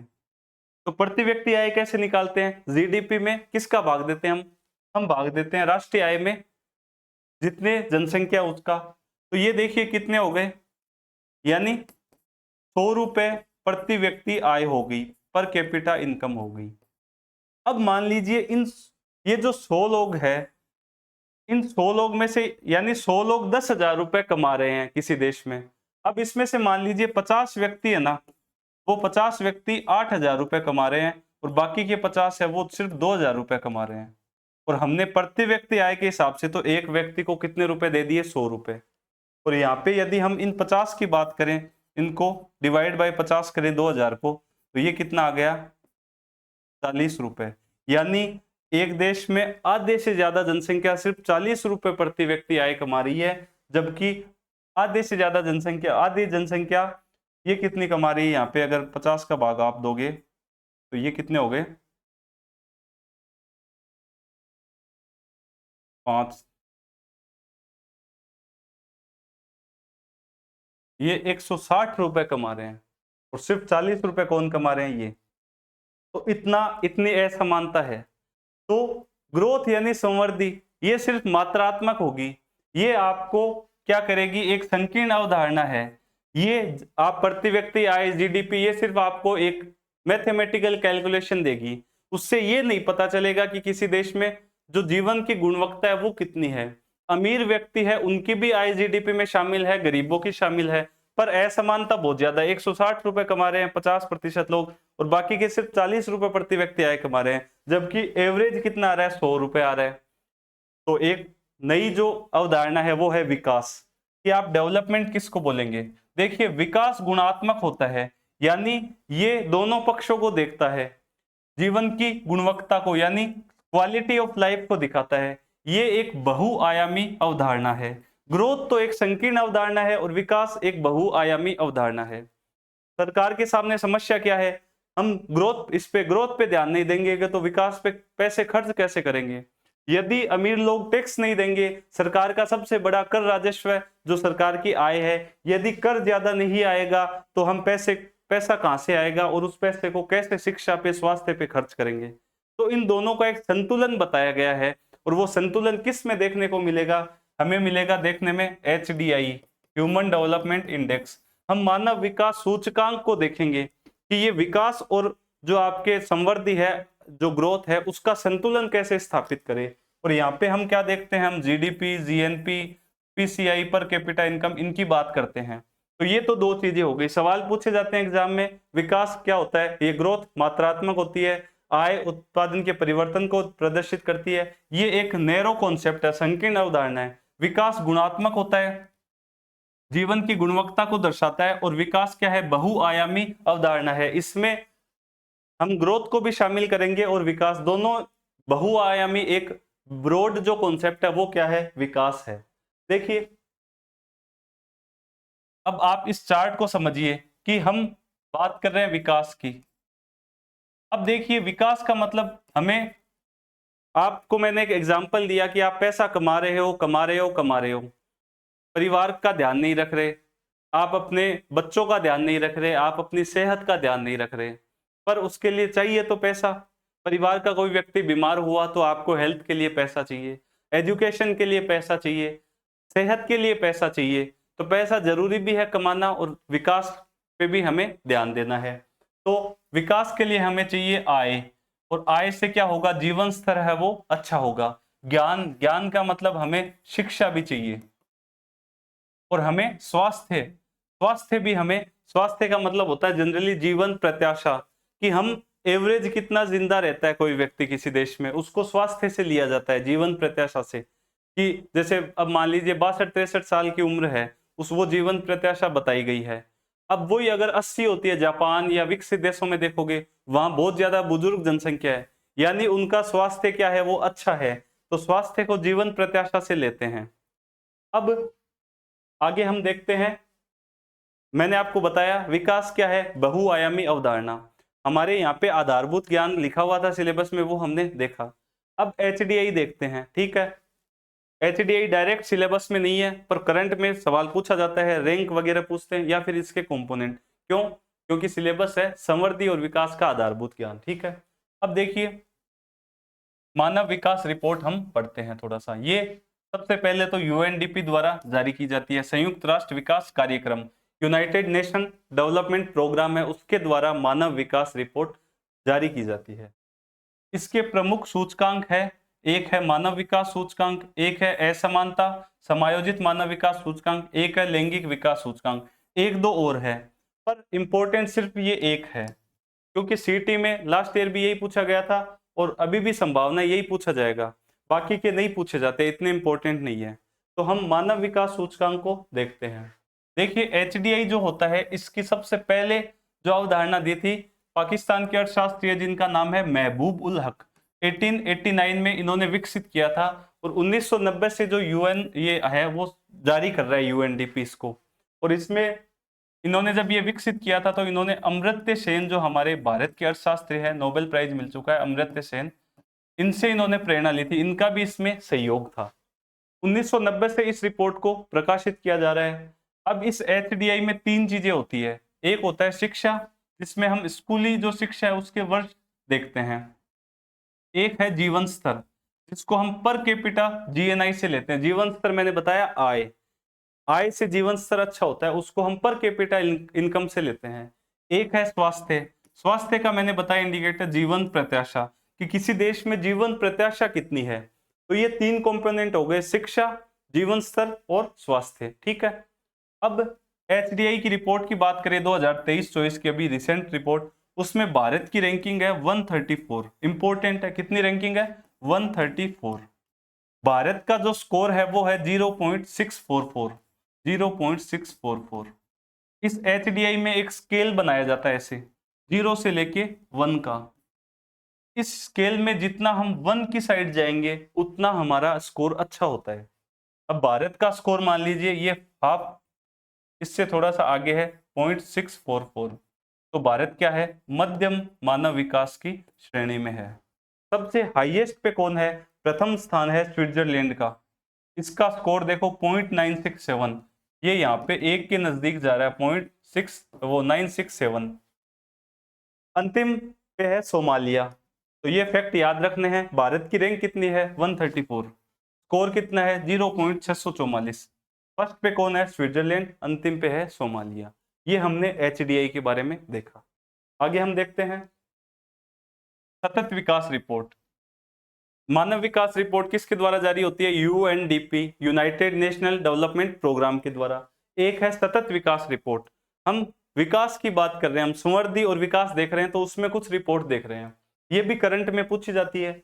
इसको जारी करता है संयुक्त राष्ट्र समाधान नेटवर्क, जिसको एसडीएसएन बोलते हैं, सस्टेनेबल डेवलपमेंट सॉल्यूशन नेटवर्क, इसको जारी करता है। भारत की स्थिति कितनी है, 109, 166 देशों में भारत का स्थान है 109। एक है विश्व खुशहाली रिपोर्ट, सस्टेनेबल डेवलपमेंट रिपोर्ट, याद रख लेना कौन जारी करता है, संयुक्त राष्ट्र समाधान नेटवर्क, भारत की रैंक है 109। एक है विश्व खुशहाली रिपोर्ट। अब खुशहाली रिपोर्ट भी देखेंगे हम, यानी जब बात कर रहे थे मानव विकास रिपोर्ट की, तो नेपाल के नरेश थे, उन्होंने कहा कि हमारा तो देश, हमें भूटान, उसको भूटान के नरेश, वो बोले कि भूटान को गरीब देश माना जाता है, पर हम उत्पादन इन सब को ध्यान में नहीं रखते, हम ये ध्यान रखते हैं कि खुश कितने हैं लोग। तो एक रिपोर्ट जारी की जाती है इसी SDSN के द्वारा, संयुक्त राष्ट्र समाधान नेटवर्क के द्वारा, जिसका नाम है विश्व खुशहाली रिपोर्ट। 20 मार्च को विश्व खुशहाली दिवस मनाया जाता है। 2024 की रिपोर्ट की बात करें, भारत की रैंकिंग है 126। विश्व खुशहाली रिपोर्ट में भारत की रैंकिंग है 126, लास्ट ईयर भी इतनी थी। और प्रथम पे कौन है? फिनलैंड, अंतिम पे है अफगानिस्तान। ठीक है, अब फिनलैंड है, वहां पे लोग सबसे ज्यादा खुश रहते हैं और सबसे ज्यादा नाराज नाखुश कहाँ रहते हैं? अफगानिस्तान में। भारत की है 126 रैंक, लास्ट ईयर भी 126 थी। तो ये हमने देखा मानव विकास। अब हम अगली यूनिट देखते हैं। एक तो पब्लिक फाइनेंस सिलेबस में है, पब्लिक फाइनेंस लोकवित्त। एक है राजकोषीय नीति, बजट, वस्तु और सेवा कर। बेसिकली ये सारी चीजें एक दूसरे से जुड़ी हुई है, एक ही चीजें हैं जिनको अलग अलग जगह सिलेबस में हमारे दे रखा है। देखिए सिलेबस दिखाता हूं आपको।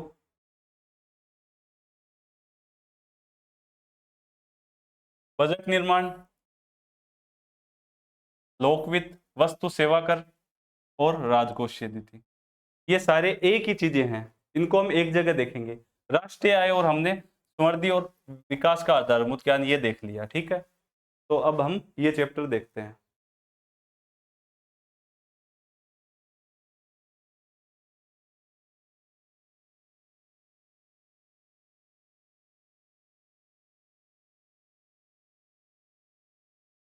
देखिए सबसे पहले तो है बजट निर्माण। अब बजट क्या होता है, राजकोषीय नीति क्या होती है, लोकवित्त क्या होता है, वो तीनों चीजें देखेंगे। देखिए लोकवित्त का मतलब क्या होता है? लोकवित्त, जिसको पब्लिक फाइनेंस बोलते हैं, इसका मतलब होता है सरकार की आय यानी प्राप्तियां और सरकार के व्यय यानी खर्चे, इनकी जब कैलकुलेशन करते हैं उसको बोलते हैं पब्लिक फाइनेंस। अब इनकी कैलकुलेशन के लिए सरकार क्या करती है, इनकी कैलकुलेशन कैसे करे और सरकार कैसे बताएं कि हमारी आय इतनी है और हमारा व्यय इतना है? तो जिस डॉक्यूमेंट के थ्रू सरकार की अभिव्यक्ति होती है उसको बोलते हैं बजट। यानी सरकार बजट में बताता है कि हमारी आय और प्राप्तियां कितनी है। ठीक है, तो पब्लिक फाइनेंस का मतलब आय और प्राप्तियों जो व्यय है उनका ब्यौरा देता है सरकार। किस डॉक्यूमेंट के थ्रू देता है? वो है बजट। और इनकी जो नीति बनाई जाती है, इनकी जो पॉलिसी बनाई जाती है कि हमें जो हमारी इतनी आय होगी, इतनी प्राप्तियां होंगी, इतना हमें लोन लेना है, भारत में जो अर्थव्यवस्था उसको सुधारने के लिए हमें इतने खर्चे करने हैं, उन सब की नीति जब बनाई जाएगी उसको बोलेंगे राजकोषीय नीति। ठीक है, तो अब एक एक करके हम इनको देखते हैं। सबसे पहला है बजट। बजट क्या होता है? देखिए बजट का मतलब होता है सरकार के आगामी वर्ष के प्राप्तियों और व्यय के ब्यौरे को बजट कहते हैं। जैसे अभी जो बजट आया है भारत सरकार का या राजस्थान सरकार का, उस पे लिखा हुआ है बजट। बजट को वैसे बजट नहीं बोला जाता, वार्षिक वित्तीय विवरण बोलते हैं। 2025-26, 2024-25। ठीक है, ऐसा नाम आता है। यानी अभी जैसे मान लीजिए 1 अप्रैल से 31 मार्च क्या होता है? फाइनेंशियल ईयर, 1 अप्रैल से 31 मार्च। और बजट अमूमन कब आता है? फरवरी में। फरवरी में जब बजट आता है तो 1 अप्रैल से 31 मार्च यानी आगामी वर्ष का जो ब्यौरा है उसको हमने क्या बोला? बजट बोला। भारतीय संविधान में बजट शब्द नहीं है, यहाँ पे लिखा हुआ है अनुच्छेद 112 में, जिस टर्म को बोलते हैं वार्षिक वित्तीय विवरण। तो बजट को बजट नहीं बोला जाता, वार्षिक वित्तीय विवरण बोला जाता है संविधान में, आर्टिकल 112। अब इंपॉर्टेंट फैक्ट्स कुछ देखते हैं। एक होती है आर्थिक समीक्षा। आर्थिक समीक्षा में जो पिछले वर्ष है सरकार का वित्तीय वर्ष, उसका ब्यौरा दिया जाता है कि हमने पैसा कहां कहां खर्च किया था। ठीक है, भारतीय जो बजट है उसका प्रणेता माना जाता है जेम्स विल्सन। इन्होंने सबसे पहले बजट प्रस्तुत किया था। ठीक है, सबसे पहले तो भारतीय बजट सबसे पहले प्रस्तुत किया था जेम्स विल्सन ने, पर ये आजादी से पहले का था। स्वतंत्र भारत की बात करें तो उसमें पहला बजट 26 नवंबर 1947 को आर के षणमुखम चेट्टी द्वारा प्रस्तुत किया गया। ये बजट था, ये कुछ महीने का ही था। तो जॉन मथाई थे, उन्होंने कंप्लीट बजट है वो प्रस्तुत किया था, ये याद रख लेना, जॉन मथाई। और इन्होंने सबसे पहला बजट आर के षणमुखम शेट्टी ने। भारत में रेलवे बजट है उसको विलियम आकवर्थ समिति की सिफारिश पर अलग पेश किया गया 1924 में। पहले रेल बजट भी साथ साथ आया था जब विल्सन जी ने स्टार्ट किया था। उसके बाद क्या हुआ, ये विलियम आकवर्थ समिति है, इसकी सिफारिश पे अलग अलग कर दिया 1924 में रेल बजट और आम बजट को, और ये काफी दिनों तक चलता रहा। रेल बजट अलग से पेश होता था। फिर आए मोदी जी। 2017 में क्या हुआ, विवेक देबराय समिति, इसकी सिफारिश पर रेल बजट को वापस संघीय बजट में विलय कर दिया गया। तो याद रख लो, रेल बजट को संघीय बजट में कब विलय किया गया, 2017 में। देबराय, विवेक देबराय समिति है। और अलग कब किया गया था, विलियम आकवर्थ समिति की सिफारिश पे 1924 में। ठीक है, आगे हम देखते हैं।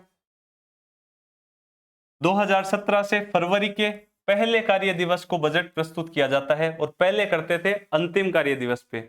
जब फरवरी का महीना था उसके अंतिम टाइम में हम क्या करते थे, बजट। अब जब फरवरी स्टार्ट होती है तभी हम 17 से जारी करते हैं।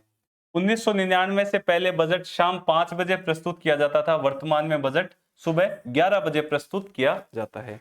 ये कुछ फैक्ट है। आगे हम देखते हैं कि बजट जो जारी होता है सरकार का, मैंने आपको बताया लोकवित्त का मतलब सरकार की प्राप्तियां और सरकार के खर्चे।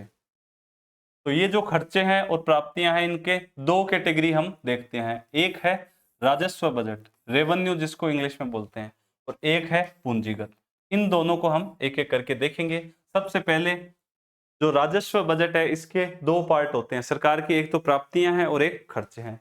एक हो गई राजस्व प्राप्ति और एक हो गई राजस्व खर्चे। अब राजस्व जो प्राप्तियां हैं और खर्चे हैं, उनके बारे में थोड़ा सा हम देखते हैं कि राजस्व प्राप्तियां क्या होती है। राजस्व प्राप्तियों का मतलब, एक मिनट में पानी पी लूं।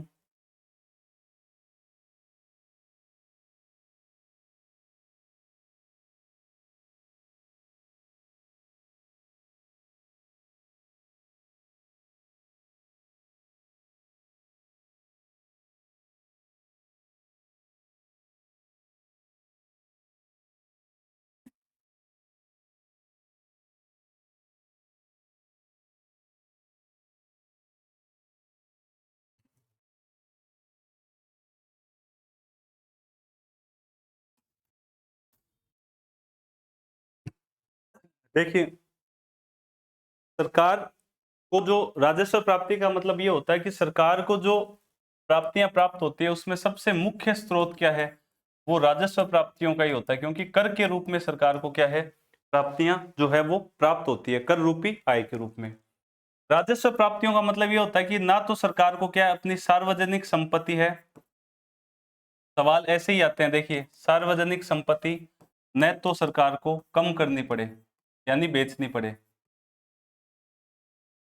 और ना ही सरकार की देयता बढ़े यानी लाइबिलिटी सरकार की कोई है वो बढ़े, तो उसको बोलते हैं राजस्व प्राप्ति। जैसे सरकार को प्राप्त होता है कर।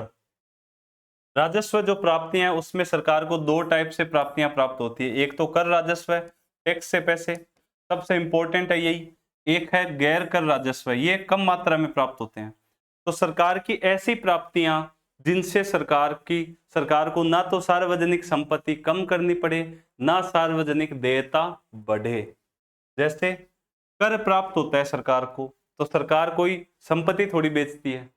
सरकार कोई मतलब अपना जैसे LIC बेचा, शेयर कम किए, तो सरकार को ऐसी आय जिससे सरकार की ना तो सरकारी संपत्ति कम होगी, ना कोई देयता बढ़ेगी। यानी कर सरकार का एक अनिवार्य वो है अधिकार। सरकार की कोई लाइबिलिटी नहीं है कि मैं कर लेके आप पे इतना पैसा खर्च करना पड़ेगा ही, या वो पैसा आपको लौटाना पड़ेगा। तो कोई देयता भी नहीं बढ़ी, ना कोई संपत्ति कम हुई, उसको बोला राजस्व प्राप्तियां। ये दो टाइप की है, एक कर और एक गैर कर। कर का मतलब जो टैक्स के रूप में दो टाइप से, एक हो गया आपके डायरेक्ट टैक्स और एक इनडायरेक्ट टैक्स। उसके बाद गैर कर में देखिए इंटरेस्ट यानी ब्याज। सरकार है वो लोन देती है, सरकार भी राज्य सरकारों को भी लोन देती है और दूसरे देशों को भी लोन देती है। जब सरकार ऋण देती है तो सरकार को क्या है, ब्याज प्राप्त होता है उस ऋण पे, उसको बोला गया है गैर कर राजस्व में। फाइन फीस, कोई भी फाइन पेनल्टी फीस देखते हैं वो सारी आ गई। अनुदान मिलते हैं सरकार को बाहरी सरकारों से या किसी से। डिविडेंड और प्रॉफिट, सरकारी जो उपक्रम है उनसे सरकार को लाभांश मिलते हैं, सरकार की आय प्राप्त होती है, वो सारे क्या हो गए गैर कर में। और कर डायरेक्ट टैक्स और इनडायरेक्ट टैक्स, ये हो गया राजस्व है, जिसमें क्या होता है ऐसी प्राप्तियां जिनसे ना तो सरकार की कोई संपत्ति कम हो रही और ना सरकार की कोई देयता बढ़ रही। उसके बाद है पूंजीगत।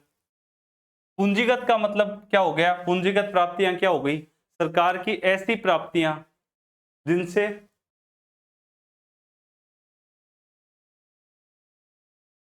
जिन जो क्या है या तो सार्वजनिक, सरकार की सार्वजनिक संपत्ति है वो क्या हो रही है, उनसे कम हो रही है, कम हो रही है, या फिर सरकार की देयता है वो बढ़ रही है। जैसे सरकार ने अभी पीछे आपने देखा सरकार विनिवेश करती है, सरकार अपने उपक्रम है उनके शेयर कम करती है। एलआईसी, अभी आपने सुना होगा एलआईसी बेच दिया, एयरपोर्ट बेच दिया। अब वो उसको बेचना नहीं, उसको इकोनॉमिक्स में बोलता है विनिवेश। एक होता है निवेश, एक विनिवेश।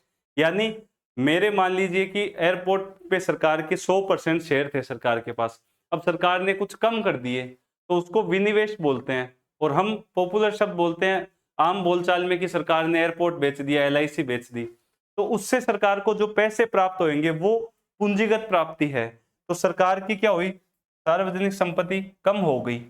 या फिर मैंने बताया देयता यानी लाइबिलिटी बढ़ रही है।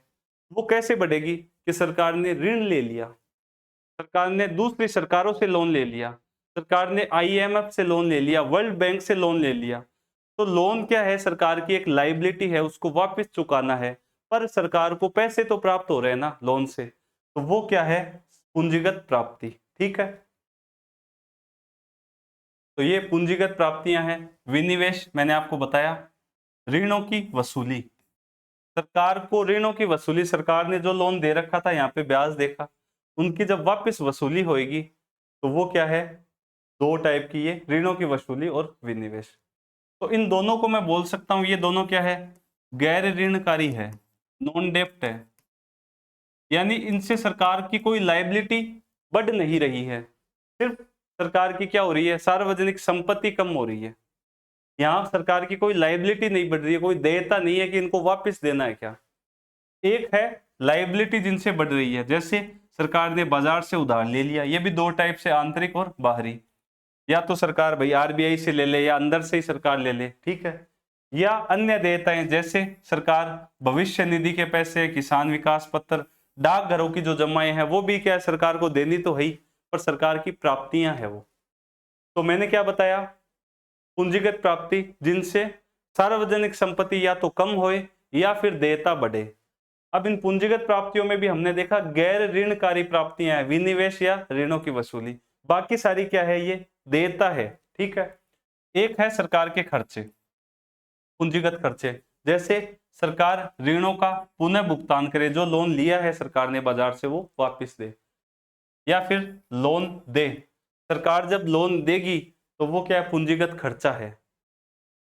या फिर आधारभूत संरचना पर खर्च करे, जैसे मेट्रो है, रोड, आपके रोड है, पुल बनाने हैं, ब्रिज बनाने हैं, उन पे सरकार खर्च करेगी, तो वो सब क्या है आधारभूत संरचना पे पूंजीगत खर्च। ठीक है, और राजस्व खर्चा क्या है सरकार का, जो लोन लिया है उस पे ब्याज का भुगतान करना है, वेतन और पेंशन देनी है, रक्षा कार्य करना है, सरकार को संचालन जो सरकार चलती है वो खर्चे, सब्सिडी है, अनुदान है, ये सारे क्या है राजस्व खर्चे हैं। इस टेबल का आप स्क्रीनशॉट ले लीजिए चाहे तो, और मैं टेलीग्राम पे पीडीएफ भी डाल दूंगा। तो ये यहाँ से ये सवाल ऐसे पूछे जाते हैं।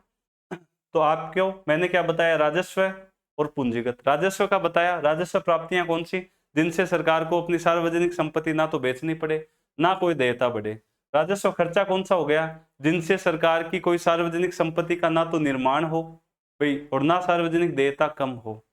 राजस्व खर्चों से कोई पुल वुल थोड़ी बन रहे हैं, कोई सार्वजनिक संपत्ति थोड़ी बन रही है, ना कोई देयता कम हो रही, कोई लोन के पैसे थोड़ी दे रहे हैं हम वापिस। और पूंजीगत खर्चा क्या हो गया, जिनसे या तो क्या होगा सार्वजनिक संपत्ति है उसका निर्माण होगा, कोई नई संपत्ति बनेगी, या फिर देयता कम होगी जब हम लोन के पैसे वापस दे देंगे। जब सरकार अपने लोन का भुगतान करेगी, ऋणों का भुगतान, तो क्या है देयता कम हो रही है। ठीक है, तो यहाँ पे हम लिख लेंगे राजस्व खर्चे कौन से हो गए, जिनसे न तो सार्वजनिक संपत्ति का निर्माण होता है, या तो न हटा दूं मैं यहां से, सार्वजनिक संपत्ति का निर्माण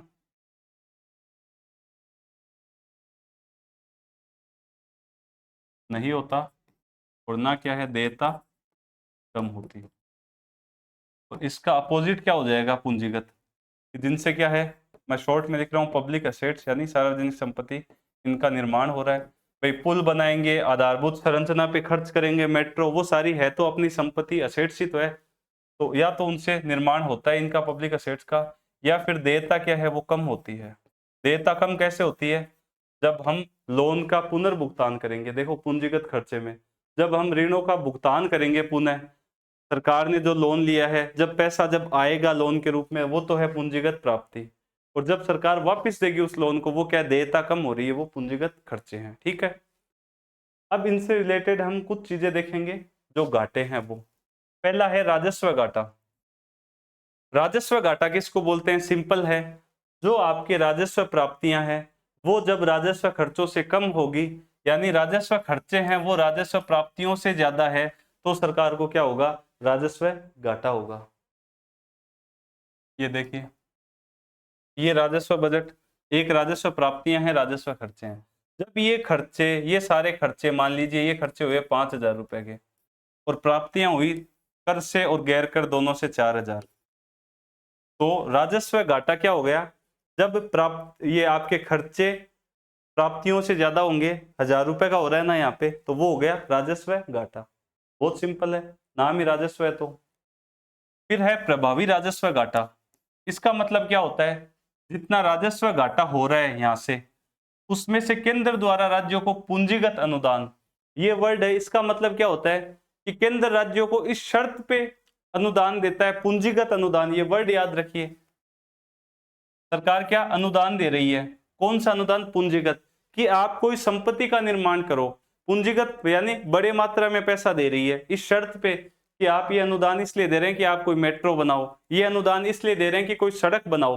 तो राज्यों को सरकार, केंद्र सरकार जब ऐसा पैसा देती है पूंजीगत, उसको जब राजस्व घाटे से हटाएंगे, उसको बोलेंगे प्रभावी राजस्व घाटा। जैसे एग्जाम्पल में क्या था, 5,000 रुपए क्या थी खर्चे, 4,000 रुपए प्राप्तियां, तो 1,000 रुपए का क्या है, राजस्व घाटा। अब इस 1,000 रुपए का राजस्व घाटा, और सरकार ने क्या किया, राज्यों को पूंजीगत अनुदान दिया। किसी, मान लीजिए राजस्थान को केंद्र सरकार ने बोला कि भाई मैं तुम्हें दे रहा हूं 200 रुपए, और इस 200 रुपए की रोड बनानी है राजस्थान में, तो जब 1,000 में से 200 घटाऊंगा तो ये 800 रुपए बचेगा। ये क्या है, भारत सरकार का प्रभावी राजस्व घाटा। उसके बाद है राजकोषीय घाटा, बहुत इंपॉर्टेंट है ये। राजकोषीय घाटे का मतलब क्या होता है, कुल खर्चों का, अब कुल खर्च मतलब जिसमें रेवेन्यू भी है, राजस्व भी है, और पूंजीगत यानी कैपिटल भी है। कौन से खर्चे, राजस्व वाले खर्चे भी और पूंजीगत वाले खर्चे भी। कुल खर्चों का गैर ऋणकारी प्राप्तियों पर आधिक्य है, गैर ऋणकारी प्राप्तियों पर, वर्ड याद रखो। अब गैर ऋणकारी देखो चार्ट में,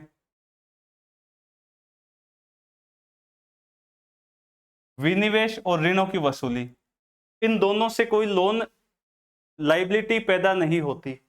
या तो विनिवेश कर दिया, कोई संपत्ति बेच दी, पैसा आ गया, या फिर हमने लोन दे रखे थे उनसे लोन ले लिए। तो पूंजीगत प्राप्ति बताई मैंने आपको, या तो क्या सार्वजनिक संपत्ति है वो कम होएगी, या फिर देयता बढ़ेगी।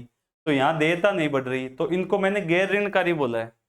और यहाँ पे राजकोषीय घाटे में क्या बताया, कुल खर्चों का, कौन से खर्च, राजस्व खर्चे भी और पूंजीगत खर्चे भी, इन पे किसका आधिक्य है, इनका आधिक्य किस पे है, कुल गैर ऋणकारी प्राप्तियों का, सिर्फ विनिवेश और ऋणों की वसूली का। ठीक है, तो वो क्या हो जाएगा, राजकोषीय घाटा। देखो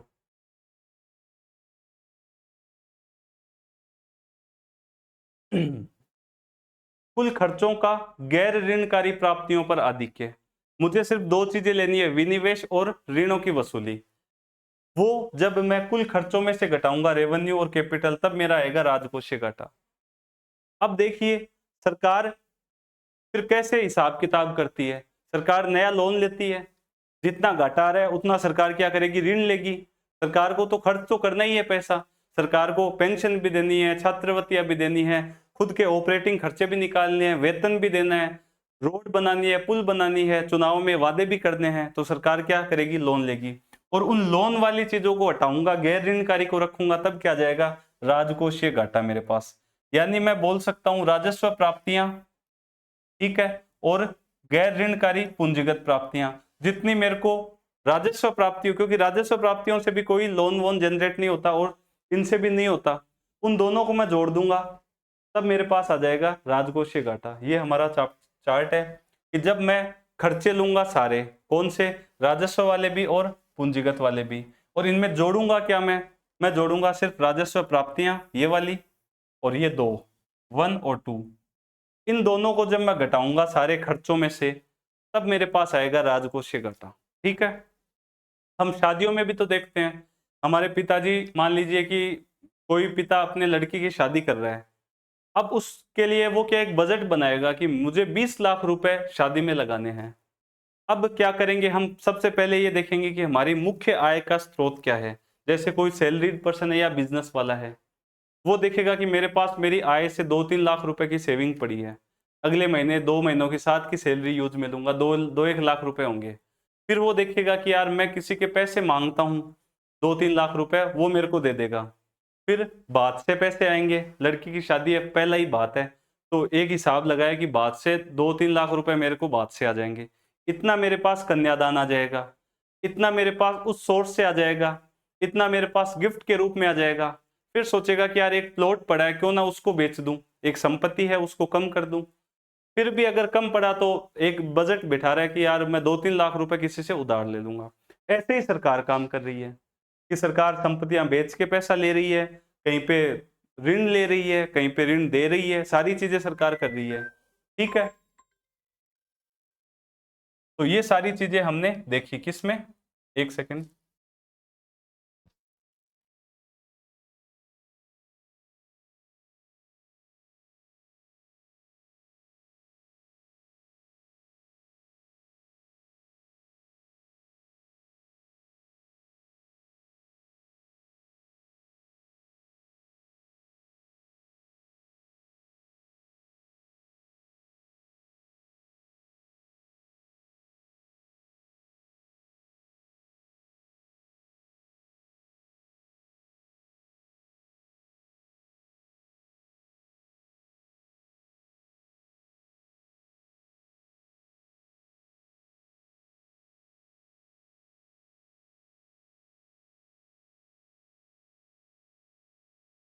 हेलो, हाँ तो अब देखो, तो मैंने आपको क्या बताया, सरकार भी ऐसे ही काम कर रही है जैसा हम बजट बैठाते हैं। तो मैंने आपको राजकोषीय घाटा क्या बताया, राजकोषीय घाटे मैंने आपको ये बताया कि सरकार की सारे खर्चे, कौन से, राजस्व वाले भी पूंजीगत वाले भी, इसमें से यदि ये खर्चे ज्यादा किससे हैं, राजस्व प्राप्तियां और गैर ऋणकारी पूंजीगत प्राप्तियां, ऐसी प्राप्तियां जिनसे सरकार की कोई देयता ना हो, तब हम राजकोषीय घाटा लेते हैं। ठीक है, यही मैंने यहाँ पे लिखा हुआ है। और ये क्यों नहीं लेते हम लोन वाली, क्योंकि लोन वाली से क्या पता चलेगा कि सरकार की स्थिति कैसी है। ठीक है, अब भारत में राजकोषीय घाटे की अवधारणा, इंपॉर्टेंट इफेक्ट, सुखमोय चक्रवर्ती समिति की सिफारिश पर 1997 में लागू की गई।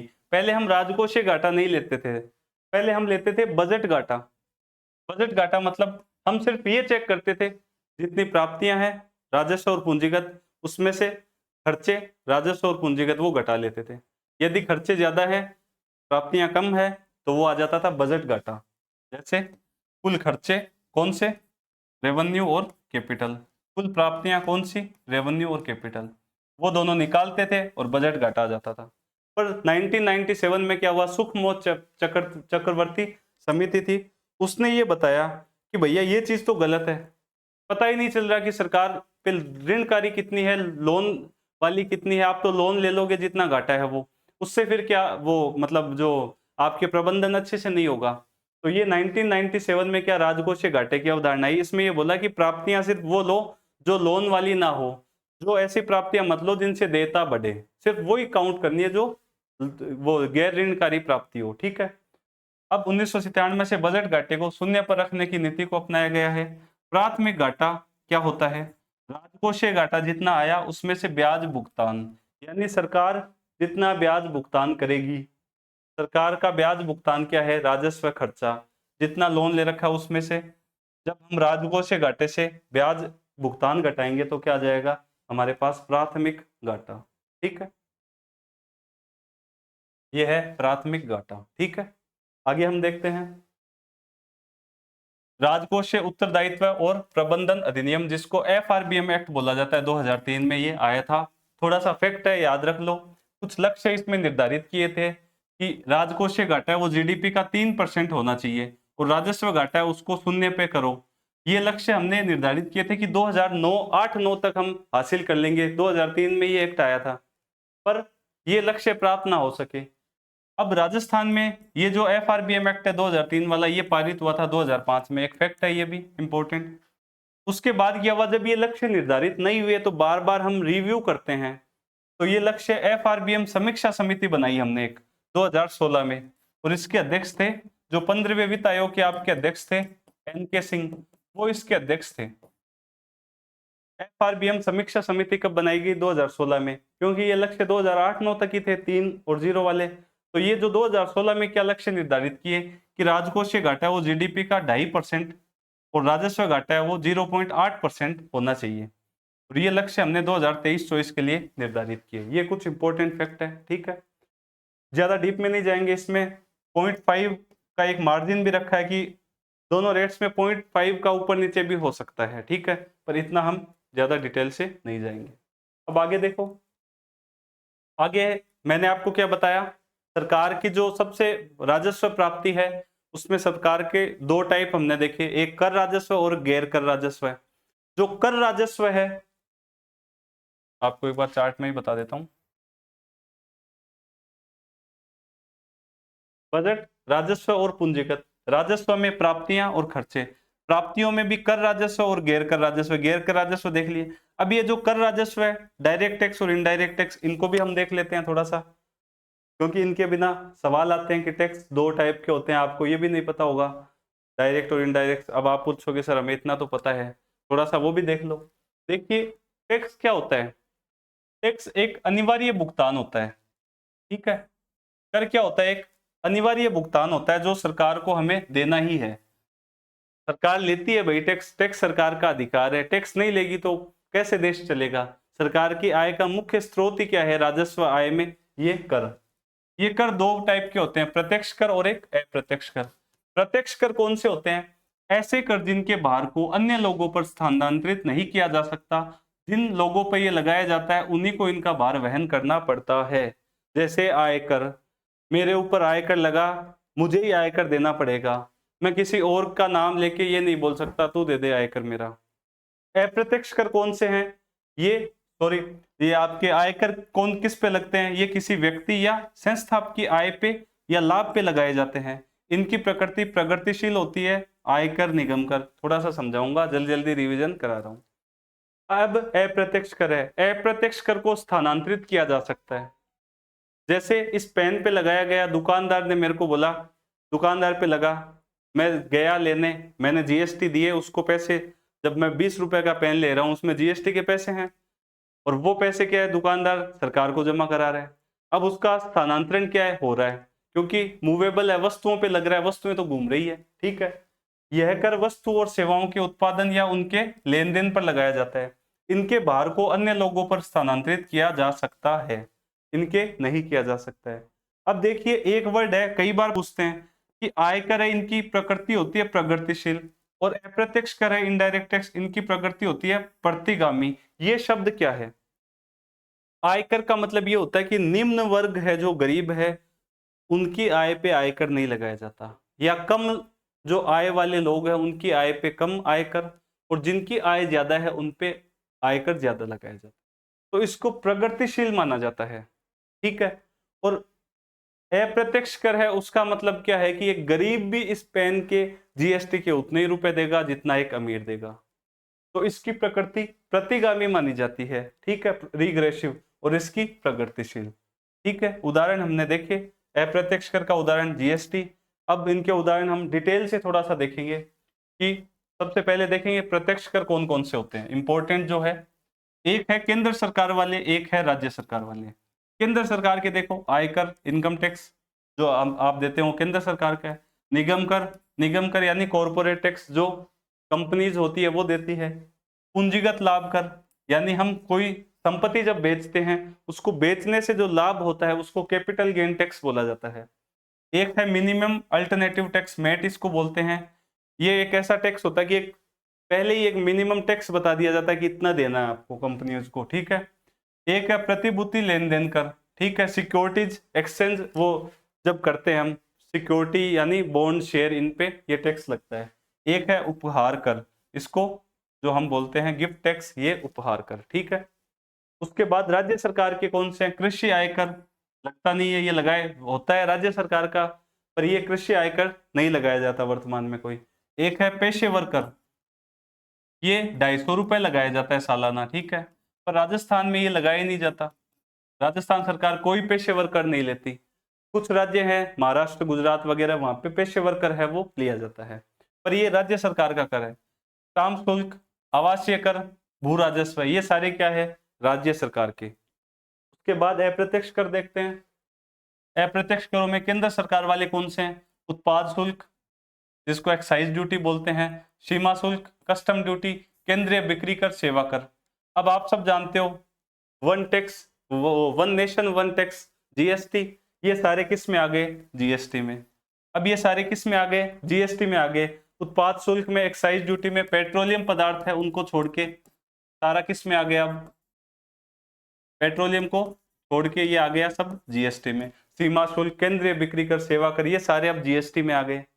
वैसे ही राज्य सरकारों के कुछ कर है, विलासिता कर है, मनोरंजन कर है, प्रवेश कर है, लॉटरी टैक्स है, विज्ञापन कर है, ये सारे किस में आ गए, ये अब जीएसटी में आ गए, ठीक है।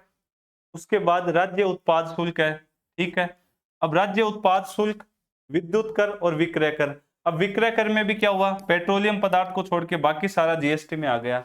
राज्य उत्पाद शुल्क और विद्युत कर ये जीएसटी में नहीं है, ठीक है। तो ये हमने अप्रत्यक्ष कर देखे। अब आगे देखते हैं हम जीएसटी। जीएसटी भी हमारे सिलेबस में अलग से मेंशन किया हुआ है। जीएसटी क्या है वो थोड़ा सा देखते हैं, ज्यादा डीप में नहीं जाएंगे, हमें जो एग्जाम के लिए हमारे इंपॉर्टेंट चीजें हैं वो जीएसटी की देखते हैं। देखिए, भारत की पूर्ववर्ती वेट व्यवस्था थी, वैल्यू एडिशन टैक्स था भारत में, उसकी कुछ कमियां थी। कमियां क्या थी, टैक्स पे टैक्स लग रहा था, टर्नओवर टैक्स, टैक्स पे टैक्स लग रहा था। उस कमी को दूर करने के लिए हमने 101वां संविधान संशोधन किया। इंपॉर्टेंट है, जीएसटी का संविधान संशोधन है 101वां 2016 का। उसके माध्यम से हम जीएसटी लेके आए। सवाल पूछ सकते हैं, 101वां संविधान संशोधन जीएसटी का है। 1 जुलाई 2017 से जीएसटी संपूर्ण भारत में क्या हो गया, लागू हो गया। जीएसटी की जो अवधारणा थी सबसे पहले विजय केलकर समिति है उसने 2002 में दी थी। अब आप खुद देखिए, राजनीतिक देखिए, इस जीएसटी में कांग्रेस की सरकार है, वो जीएसटी के लिए बोल रही है कि हम जीएसटी लगाएंगे, जीएसटी लाएंगे। विरोध कौन कर रहे हैं, मोदी जी या बीजेपी की और भी लोग। उसके बाद जीएसटी लेके आए नरेंद्र मोदी जी, तो विरोध कौन कर रहे हैं, कांग्रेस के, नाम रख रहे हैं गब्बर सिंह टैक्स, ठीक है। तो ये सब राजनीति है। खैर, हमें इस मतलब राजनीति में नहीं फंसना, हमें एग्जाम में सवाल देखने कौन से सही होने चाहिए। अब जीएसटी क्या है, मूलतः वेट ही है, वेट था पहले, उसकी कमियां थी उसलिए हम लेके आए। ये क्या है, वस्तु और सेवाओं के उत्पादन और विक्रय के दौरान किए जाने वाले मूल्य संवर्धन पर लगता है। मूल्य संवर्धन मैंने आपको एग्जांपल दिया, आटा, गेहूं, ब्रेड, वो वाला एग्जांपल दिया, फिर वो फर्नीचर का दिया था। जितना वैल्यू एडिशन हो रहा है उस पे क्या है, जीएसटी लग रहा है। वस्तुओं और सेवाओं की आपूर्ति पर क्या है, जीएसटी लगाया जाता है। जीएसटी कास्केडिंग इफेक्ट यानी कर के ऊपर कर को दूर करता है। ये सबसे इंपॉर्टेंट है, एग्जाम में सवाल पूछते हैं जीएसटी किसको दूर करता है, इसका नाम है कैस्केडिंग इफेक्ट। कर के ऊपर कर नहीं लगता, ठीक है, मूल्यवर्धन पे कर लगता है, आपूर्ति पे कर लगता है। उसके बाद है जीएसटी की दरें कितनी है। सीटी में ऐसे सवाल ही पूछे जाएंगे। कुल 5 दरें हैं, एक 0%, 0%, 5%, उसके बाद है आपके 12, 18 और 28। ये आप याद रख लीजिए, इंपॉर्टेंट है, पूछ सकते हैं। जीएसटी की कितनी? कुल 5 दरें हैं। जीएसटी का पंजीकरण, यानी हम जीएसटी को पंजीकरण कब करवा सकते हैं? वैसे तो ये अनिवार्य नहीं है सबके लिए, पर जिन फर्म का वार्षिक टर्नओवर कितना है 40 लाख रुपए से अधिक, उनको क्या है? अनिवार्य है। जिनका वार्षिक टर्नओवर, जिन व्यवसाय का 40 लाख रुपए से अधिक है, उनको जीएसटी का पंजीकरण करवाना अनिवार्य है, वरना ऐच्छिक है, कोई करवाए नहीं करवाए कोई दिक्कत नहीं है। उसके बाद उत्तर पूर्व और हिमालय राज्य, उनके लिए कितनी है ये लिमिट? 40 वाली 20 लाख। अब जब जीएसटी पंजीकरण करवाते हैं हम, तो एक जीएसटीआईएन दिया जाता है, जिसको जीएसटी पहचान संख्या बोली जाती है। और लास्ट ईयर यही सवाल पूछा गया था सीईटी में कि जीएसटी पहचान संख्या है, ये 15 अंकों का क्या है? 15 अंकों का एक कोड है। अब इसमें देखिए, ये 15 अंकों का है, इसमें कुछ न्यूमेरिकल भी है और कुछ अल्फाबेट वाले भी है। ये जो फर्स्ट वाले 2 कोड है, फर्स्ट वाले 2, ये इनको स्टेट कोड बोलते हैं। जो फर्स्ट 2 डिजिट है उनको स्टेट कोड, टोटल 15 अंक है। उसके बाद देखिए, ये जो बीच वाले हैं ये आपके पैन नंबर हैं, जो व्यवसायी करवा रहा है उसके permanent account number pan number है। उसके बाद ये और कोड है, ठीक है। तो ये 15 नंबर का कोड है। लास्ट ईयर यही सवाल पूछा गया था, कितने अंकों का कोड होता है, ठीक है, वो एक स्टेटमेंट में सवाल था। तो उसमें फर्स्ट 2 डिजिट किसके हैं? राज्य के। तो ये हमारा जीएसटी हुआ। अब उसके बाद जो जीएसटी परिषद है, अब देखिए जीएसटी परिषद क्या है? ये एक संवैधानिक संस्था है। आर्टिकल ये याद रख लीजिए, इंपॉर्टेंट है, 279A 279A, इसके माध्यम से इसको अधिनियमित किया गया था। जीएसटी से जुड़े जितने भी निर्णय है वो इस काउंसिल द्वारा लिए जाते हैं। जीएसटी की रेट कितनी रखनी है, बढ़ाना है नहीं बढ़ाना, जितने भी नीतिगत निर्णय है वो ये जीएसटी परिषद लेती है। इसमें केंद्र और राज्य दोनों के क्या है? प्रतिनिधि होते हैं। अब केंद्र और राज्य दोनों के क्या है? प्रतिनिधि है। निर्णय लिए जाएंगे तो उनमें थोड़ी बहस भी होगी, तो इसलिए क्या है कि मत मूल्य निर्धारित किया गया है कि 33% मत मूल्य किसका है? केंद्र का, और 67% है राज्यों का।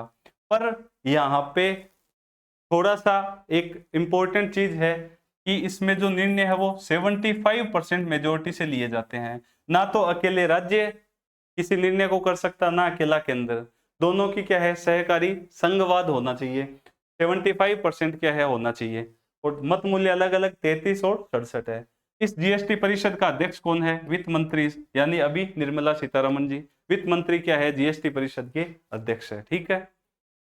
तो ये हमने जीएसटी की बात करी। तो आज की हमारी क्लास हो गई इकोनॉमिक्स की, तो 3-4 टॉपिक इंपॉर्टेंट हो गए। उसके बाद बाकी के जितने भी चैप्टर है जो आपके बच गए, बैंकिंग है, मौद्रिक नीति है, सब्सिडी है, ई कॉमर्स है, और जो आपके विदेशी व्यापार वाला चैप्टर है, इंडियन इकोनॉमी में जो इंपॉर्टेंट डेटा है, अभी बैंक रेट कितनी है, रेपो रेट कितनी है, भारत के जो शीर्ष निर्यातक देश है, सारे जितने भी डेटा हैं वो एक क्लास में हम और देखेंगे। और यहाँ से आपके इकोनॉमिक्स के 7 से 8 सवाल आप इजीली एकदम सही से कर सकेंगे।